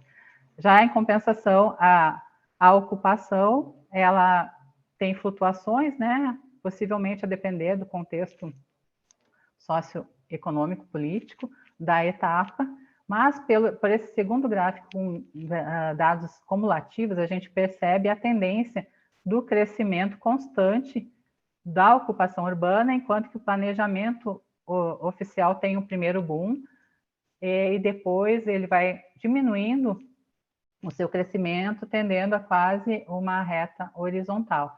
Essa defasagem entre área ocupada e área planejada, ela se justifica pelo fato de existirem grandes áreas planejadas que nunca foram ocupadas, seja pela dimensão dos lotes, seja pela questão de restrições ambientais, ou restrição de legislação. Então, agora que eu chego às conclusões, o trabalho basicamente procurou discutir essa questão do planejamento urbano, que ora ele planeja a cidade, ora ele corre atrás da regularização, propriamente dito, e com base nos achados a gente percebe que existe uma grande lacuna entre o planejamento oficial e a efetiva ocupação das terras, né? O que isso demanda que seja enfrentado através de políticas públicas, que seja revisto isso. No estudo de caso, então, no primeiro momento, a gente percebe um franco protagonismo do poder público, a partir do expressivo crescimento nos primeiros anos da ocupação da cidade, pela movimentação toda que houve, né, com a chegada de imigrantes, seja os trabalhadores numa primeira etapa, depois da ocupação da cidade com os funcionários públicos. Porém, nas etapas subsequentes de planejamento, nas cidades satélites em especial, não se vê essa mesma força do poder público e a gente vê o problema fragmentado, né? Trazendo dificuldade na costura do território. O ritmo de projetos, como foi visto, cai significativamente, inclusive no plano piloto, porque já está consolidado, e nas etapas posteriores já não se percebe mais o impacto da transformação das duas primeiras décadas frente ao território que antes estava vazio, então esse impacto era maior. No final dos anos de 1990 e início dos anos 2000, a ocupação urbana começa a se mostrar bastante relevante e o não planejamento, então, acaba acontecendo como um tipo de planejamento às avessas, gerando uma estrutura urbana informal, que no segundo momento essa estrutura vai ser regularizada, gerando a expectativa de ocupação de novas áreas com futuro regularização, que gera um mercado que se retroalimenta de ocupação indevida de área pública. Então, apesar da cidade planejada, na última década, a regularização é que ganha o protagonismo, né? E o poder público, então, não consegue se antecipar às demandas sociais. E, por fim, os planos diretores tiveram, sim, a capacidade de diagnóstico dos vetores de ocupação, porém, eles não conseguiram ter as suas diretrizes adotadas na totalidade. Então, era essa a apresentação. Obrigada. Obrigada, Maricilda. Muito obrigada pela apresentação, no tempo, todos os trabalhos apresentados, o que é maravilhoso. Seja todos aqui. Muito obrigada também por isso, por terem se inscrito e vindo, né, ao debate. Eu, então, vou abrir o debate. Eu gostaria de fazer algumas observações para contribuir, bastante gerais, ao mesmo tempo chamando para uma reflexão metodológica, né, teórico-conceitual. Eu, ao conhecer os trabalhos, para podermos organizar as mesas, né, ficou bastante claro, e agora com as apresentações muito boas, ficou transparente, cristalino, a interdisciplinaridade, o recurso da multidisciplinaridade, que foi muito bem aplicado nos 5 trabalhos. Né? Nós conseguimos observar isso de uma maneira muito clara.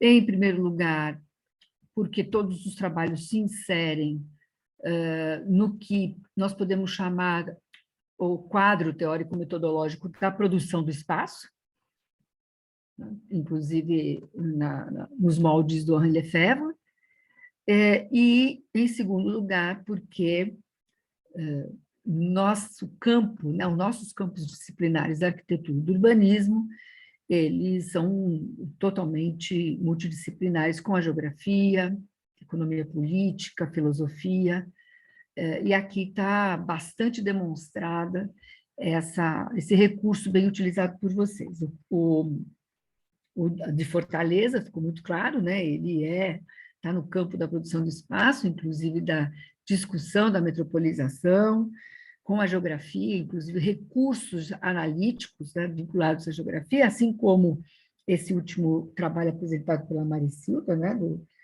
sobre Brasília, e inclusive na perspectiva histórica, que é muito importante, algo que a colega Letícia, né, que embora tenha utilizado muito bem a interdisciplinaridade com a filosofia, nós temos ainda algumas coisas que podemos explorar aí, né, Letícia? Então, inclusive a própria perspectiva histórica. Eu acho que o trabalho da Maricilda dialoga excepcionalmente com o teu. O trabalho da Amazônia como um todo, apresentado pela Luana e Ana Cláudia, valoriza muito algo que está crescendo e que eu particularmente tenho um apreço muito grande, que é estudar e abrir o regime militar e os seus dispositivos de poder e sobre o território, né, do planejamento, e que são dispositivos muito numerosos, apesar de, em geral, aparecerem como, enfim, na linguagem corrente, que, enfim, é um problema, que nós não temos planejamento na urbanização brasileira, ao contrário. Temos uma quantidade de dispositivos de planejamento excepcional.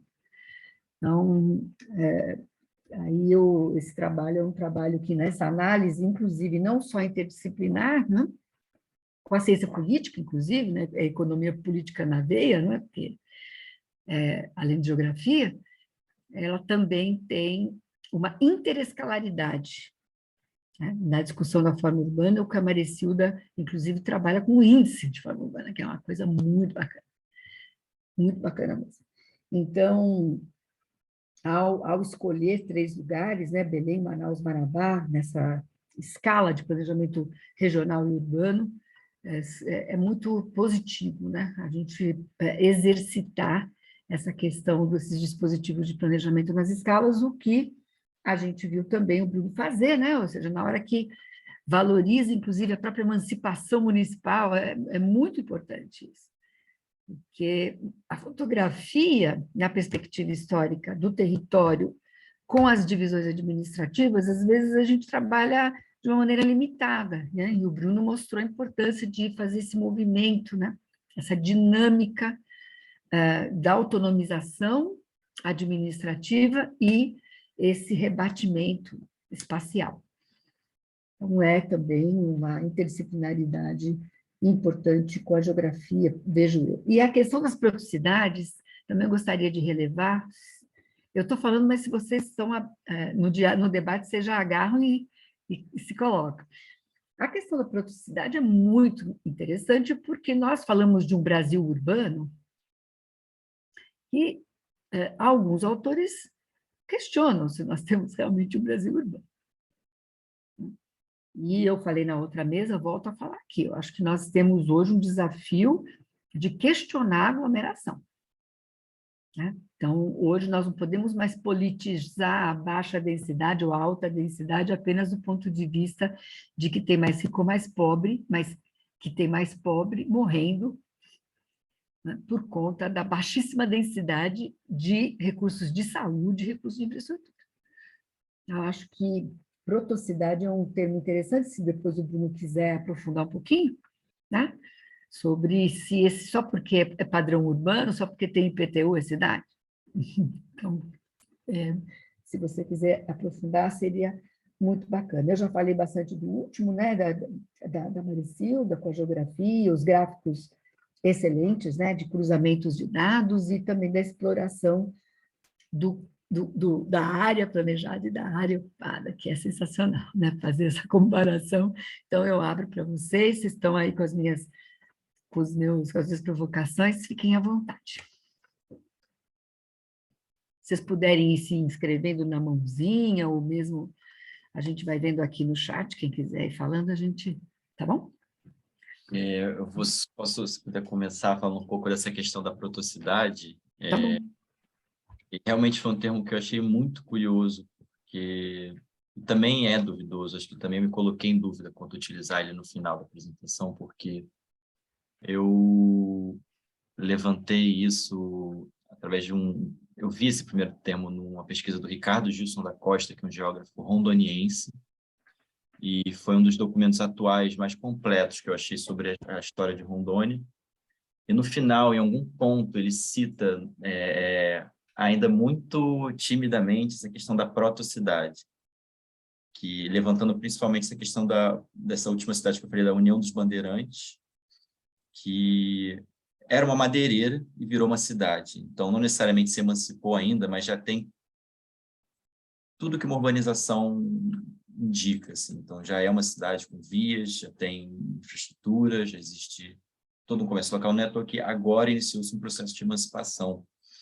E acho que é interessante esse termo proto, porque eu acho que abre espaço para que essa aglomeração, essa vila, o que for, essa proto-cidade pode vir a ser uma cidade ou pode vir a não ser. Então, eu acho que é algo que apresenta um pouco desse potencial desse aglomerado urbano, de alguma forma.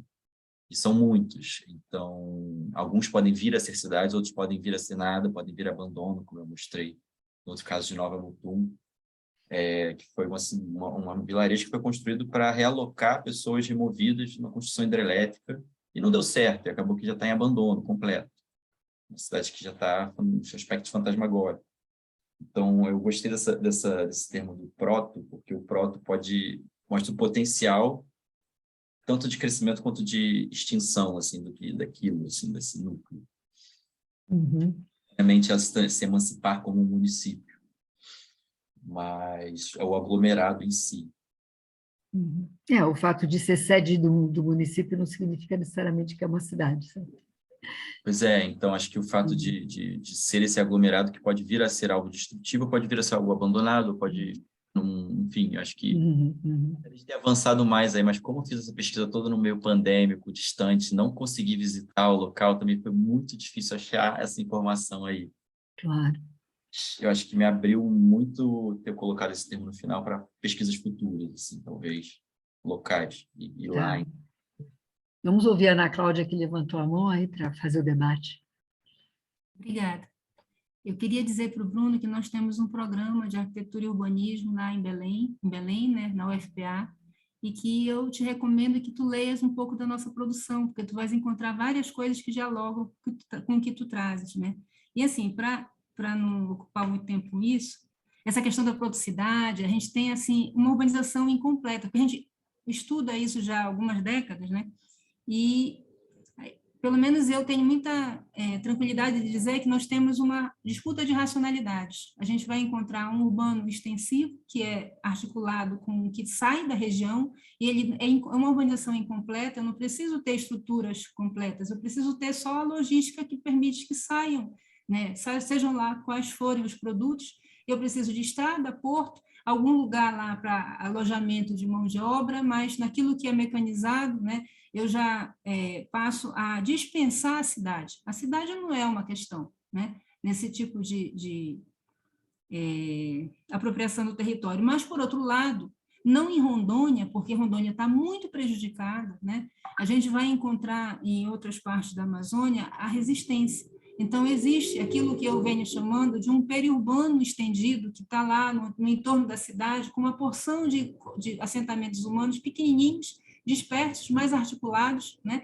E eles estão ali trabalhando, onde se vive e produz a partir da floresta. Então, onde tem floresta ainda, a gente tem essa resistência, e isso precisa ser estudado, conhecido, porque as pessoas não imaginam que isso seja uma estratégia de urbanização alternativa ou equivalente a essa que nos foi imposta a partir da integração, da colonização da Amazônia pelo Brasil, porque foi isso, o Brasil decidiu colonizar a Amazônia, fazer reforma agrária na floresta, né?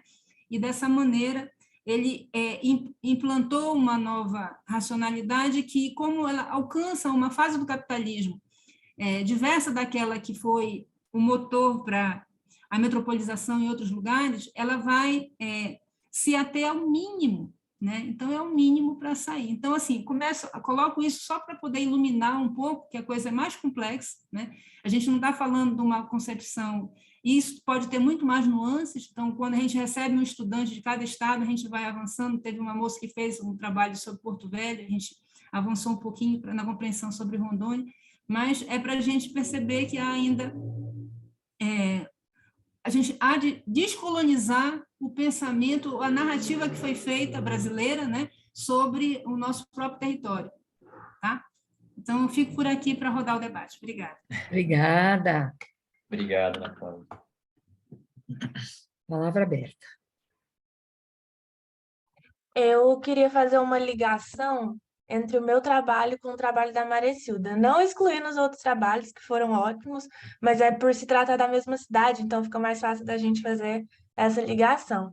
Eu achei muito interessante quando ela mostra aquele gráfico da densidade, se eu não me engano, né, da cidade planejada e depois do planejamento da cidade, não é? Tem aquele gráfico das pessoas, da ocupação.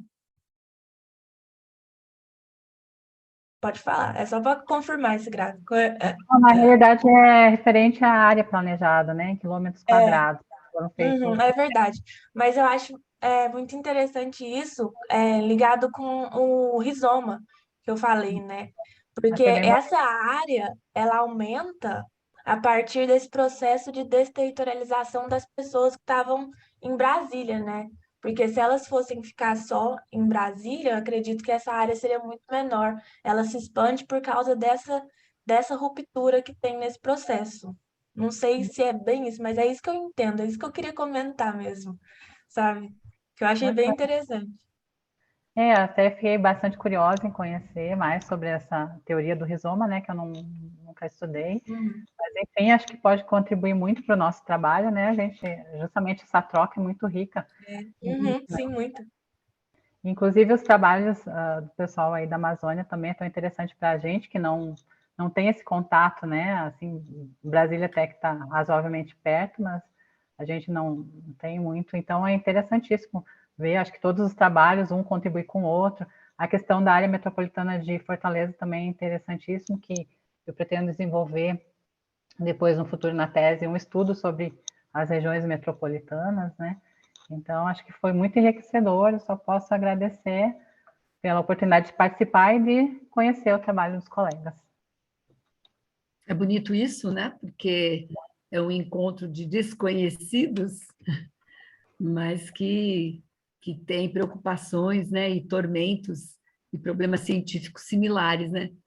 Então, isso é muito bonito. E eu, no trabalho da Luana, né, que é apresentada pela Luana Castro, nos seus mapas, né, de Amazônia Oriental, Amazônia Ocidental, que ela consegue, inclusive, enquadrar, Brasília está ali, né? Ela está naquela boca. É uma boca incrível, e quando a Luana fala, não sei se ela está aqui ainda, mas quando a Luana fala das características, né, do que é a colonização, que a Ana Cláudia tão bem desenvolve também, é o mesmo trabalho, as características de onde era desenvolvido no Brasil, o que era em desenvolvimento e o que é em subdesenvolvimento. Essas modalidades tão controvertidas, né, e tão perversas, certo? Muito perverso, né? Então, sei lá, 1956, Projeto de Brasília, com todas as suas controvérsias, né? Que é o que eu disse antes, né, Letícia? Fazer um pouquinho mais de perspectiva histórica, né? Já que você faz a multidisciplinaridade e trabalha com a filosofia, tem o Laurent Vidal, né, o francês que estuda toda essa passagem do Rio para Brasília, o Adrien Gorelick também, que analisa Brasília junto com Buenos Aires e México, né? Então, mas é incrível que Brasília é a boca disso, né? É muito mais do que marcha para o oeste, isso já virou algo que a gente, tá bom, a gente coloca lá um esmalte, diz da marcha para o oeste, mas muito mais, né? Ou seja, é aquela visão do Getúlio Vargas que é posta em prática, né? Com todo o desenvolvimentismo. Então, acho que a Amazônia é o que a Ana Cláudia colocou na apresentação, né? No final da apresentação.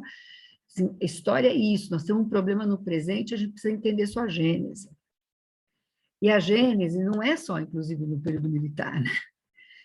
São todos os outros séculos de colonização. Eu acho que isso vocês conseguiram, de uma maneira ou de outra, todos demonstrar a captação metodológica, né, dessa questão da história.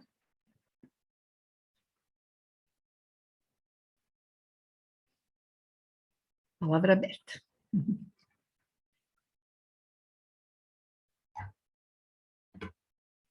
Valério, por favor. Abra o seu microfone, por favor.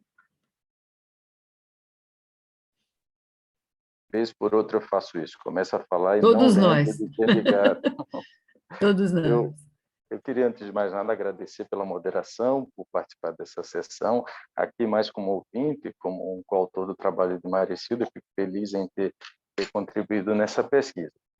A partir das apresentações de vocês, eu pensei em 3 aspectos que eu gostaria de lhes ouvir, de 3 dos apresentadores especificamente, como inquietações, não no sentido nem de provocação, acho que é muito recorrente falar em provocação, mas de aspectos que emergiram enquanto vocês falavam, e como alguém que pensa a cidade, eu moro aqui em Brasília, sou de Natal, na realidade, mas moro aqui em Brasília já há 20 anos e de alguma maneira sou sempre confrontado com essa realidade tão distinta, a princípio, do que seriam outras estruturas urbanas brasileiras.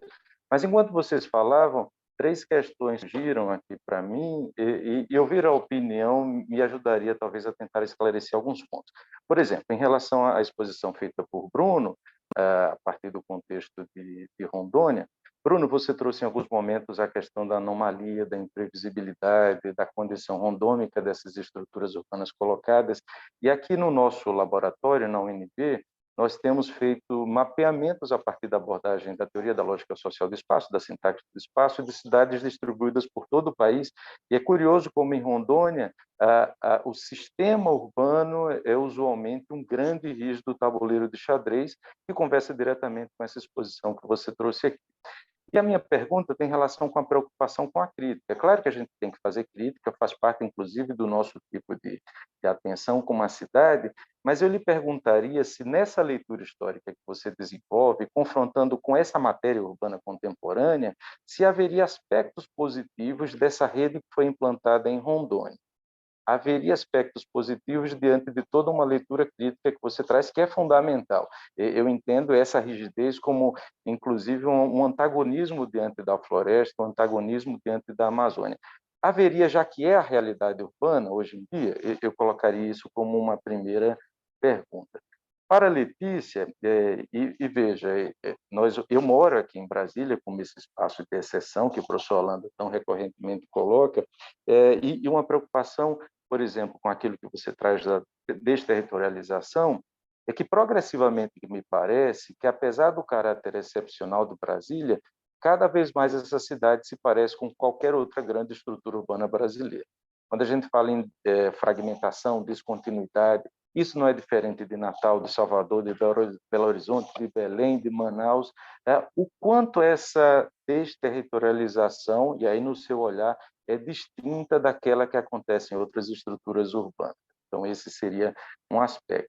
E aí uma última colocação, professora Ana Cláudia, a gente não se conhece, professora, é um prazer estarmos aqui conversando, mas eu acompanho os seus trabalhos, e uma dúvida que me vem é em relação a esse diálogo da cidade da Amazônia com a cidade das outras partes do Brasil.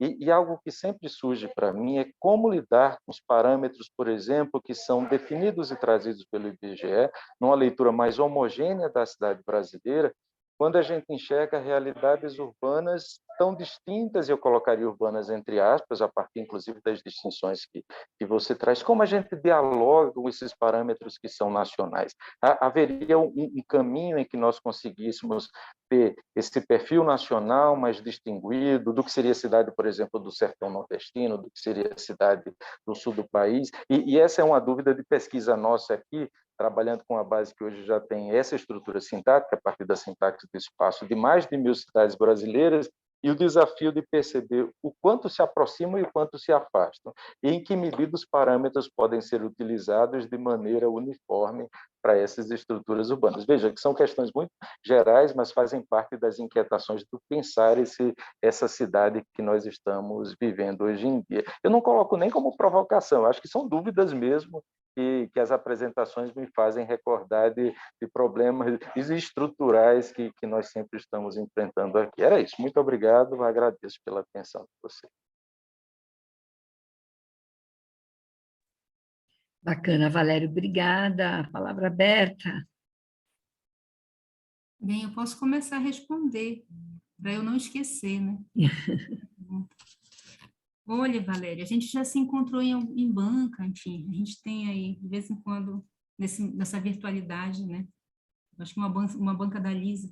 Mas aqui, uma questão que eu acho que é fundamental é a gente ver o que é a produção de bases de dados nacionais. Elas têm perguntas, eu aprendi isso com os demógrafos. Cada pergunta que é suprimida ou adicionada do censo tem um determinado valor, e a gente tem assistido progressivamente à redução das perguntas, e isso vai retirando a possibilidade da gente capturar essas especificidades. Então, cada vez mais, o modelito que orienta a pergunta, né, que está lá colocada para o IBGE, ele é esse metropolitano sudestino, né, e que dá sentido a uma visão de mundo, de interpretação de realidade que é própria, né, desse contexto socioeconômico, né, e tal. Então, eu penso que há de se fazer um movimento para que a gente consiga, em algum momento no futuro, adicionar, né, elementos que possam dar conta das sobreposições que foram constituídas, porque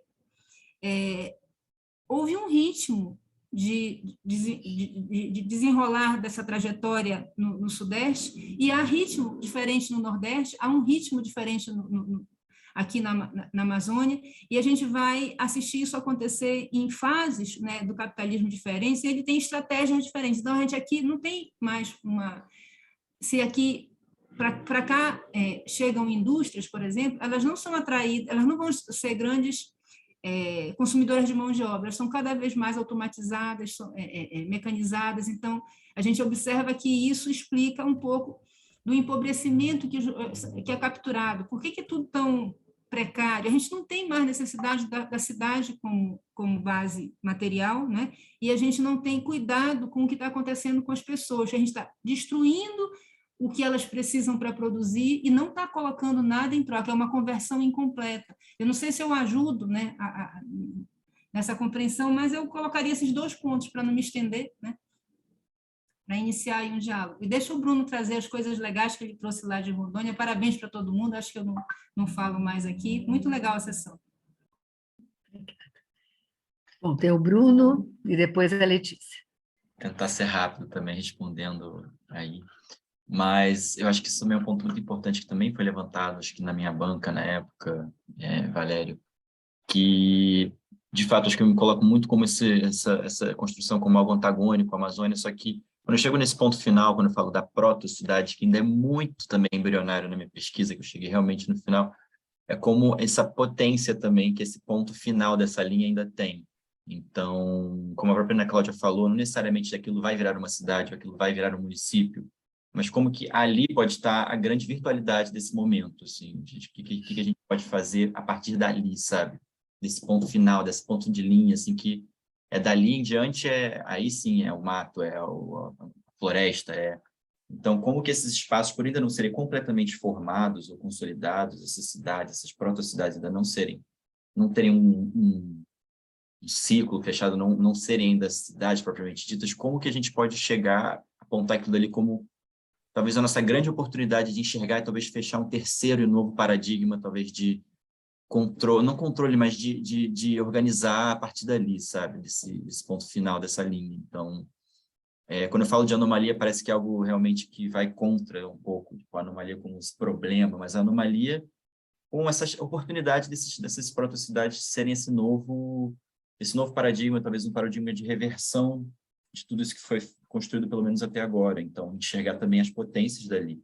Não necessariamente esse potencial destrutivo, mas também potencial construtivo no sentido amplo da palavra.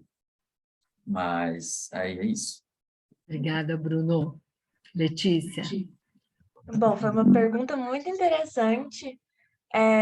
No que eu acredito, a desterritorialização de Brasília, ela é diferente porque Brasília foi uma cidade planejada. Eles não queriam que acontecesse essa desterritorialização lá.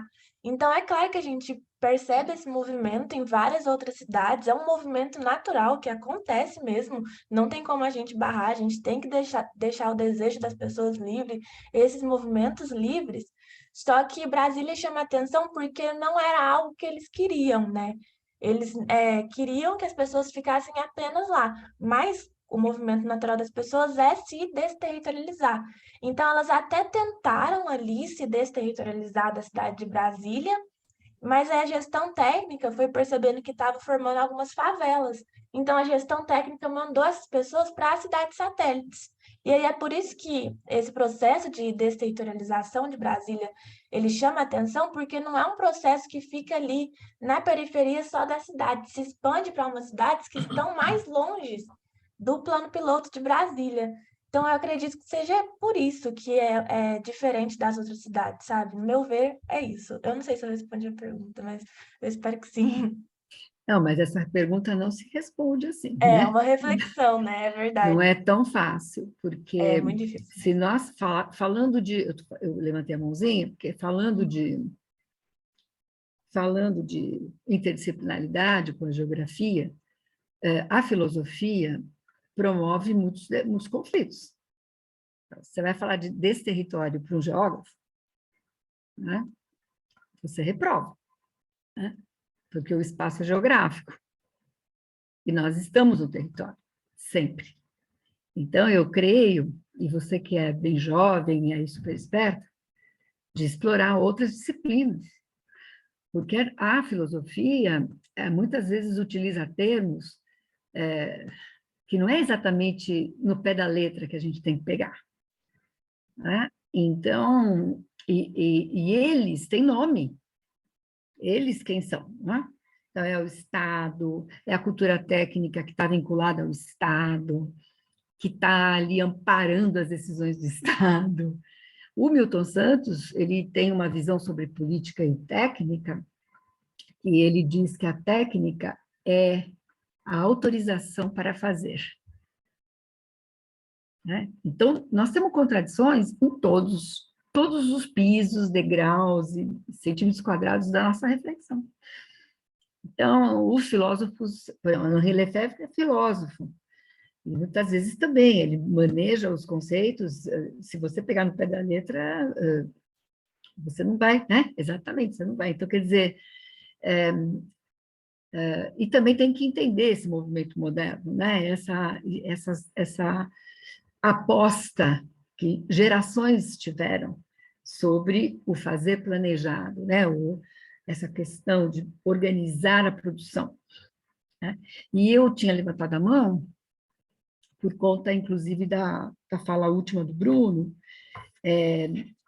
O Adrian Gorelick, quando eu falei do Adrian Gorelick para a Letícia, porque ele discute Brasília, Buenos Aires, do México, nessa lógica do Estado como vanguarda, né, no desenvolvimentismo da América Latina, por que será que a gente tem essas produtividades até hoje, né, 2022, né? Então, eu acho que o Adrian Gorelick ele tem uma chave importante, que é na colonização brasileira, latino-americana, que ela foi marcada já pelo capitalismo, né? Ou seja, nós temos uma ação urbanizadora desde o final do século XV na América Latina, que ainda nem era América Latina, foi se construindo depois. A cidade foi o que ele chama de picareta modernizadora. É a cidade para a modernização conservadora, elitista, deles, né, Letícia? A modernização deles, que a gente se coloca fora disso, né? Das elites, a cidade, até hoje, mesmo com essa né? Com essa proto-situação, ela é aquilo que garante o que a Ana Cláudia já falou algumas vezes aqui nessa sessão, que é essa racionalidade do capital. Então, eu acho que, do ponto de vista da teoria urbana latino-americana, é uma contribuição muito importante de entender a América Latina sendo construída a partir da urbanização iniciada já com o pé do colonizador aqui. Acho que isso ajuda bastante, porque aí a gente tem, por exemplo, eu estava vendo Mutum, essa nova bandeirante do Bruno, parece o quê? Parece, né? Não é? Mas, assim, por exemplo, lá em a Serra do Navio, do Oswaldo, né? Ou seja, do Bratic, por exemplo, lá para o manganês do Amapá, né? Da Icomi. É que lá teve desenho moderno, mas, tirando isso, é muito parecido com o Mutum, com a nova bandeirante que o Bruno mostrou. Eu acho que essa sessão está sendo maravilhosa para levantar a nossa situação na teoria urbana. Eu acho que isso é muito legal.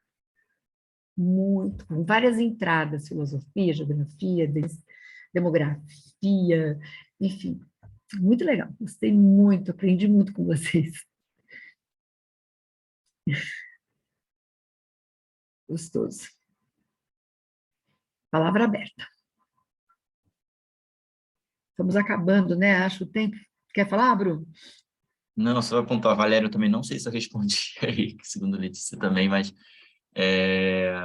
eu acho que realmente, acho que você falou melhor do que proto-cidade, essa proto-situação, assim, porque realmente tem coisas ali que nem viraram cidade, acho que nem vão virar, e tem coisas ali que estão com uma mega produção e exportando madeira, e, enfim, no caso de Nova União Bandeirante, União Bandeirante surgiu, era uma madeireira, virou, hoje já está vendo uma emancipação, então existe aí um leque, aí, eu acho que uma forma do que esses núcleos podem vir a ser ou podem vir a não ser também. Sinop era exatamente. Acampamento da soja, e virou cidade. Exato. E é uma das maiores lá de produção agrária do Mato Grosso, né? Então, pois é. Então, tá por aí, assim, acho que pegar essa proto-situação como essa virtualidade, assim, o ponto de ainda dá para a gente fazer, existe alguma chance ali, digamos assim. Rapidinho, Ana Cláudia, por favor.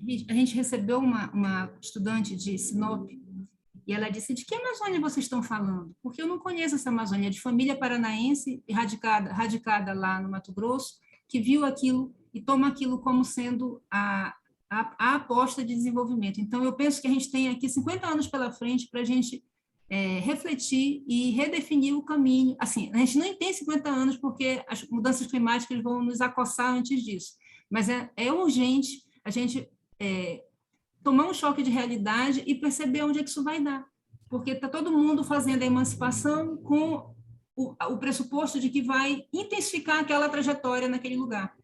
E isso pode ser um tiro no pé de todos nós. Muito bom, é isso mesmo.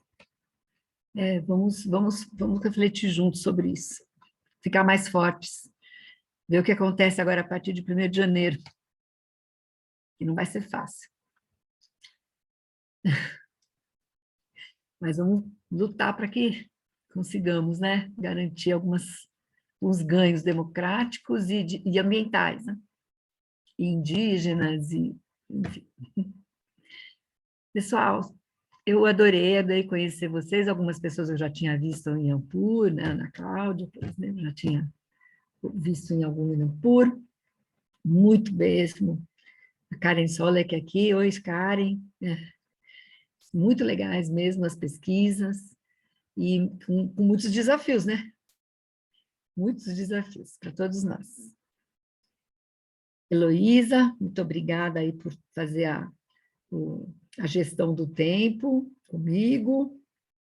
Equipe técnica, muito obrigada. A Aline está aqui de novo, na outra sala. Obrigada, gente. Um abraço enorme em cada um de vocês, em cada uma de vocês. Ainda temos um pouco mais de Ana Parque. Bom trabalho para todo mundo. E vamos à luta. Continuamos na luta. Obrigada. Abração. Muito obrigado, gente. Eu agradeço, gente. Foi ótimo. Obrigada. Muito obrigado. Muito bom. Tchau, tchau. Obrigada. Tchau, tchau. Até breve. Tchau, gente. Tchau. Até breve.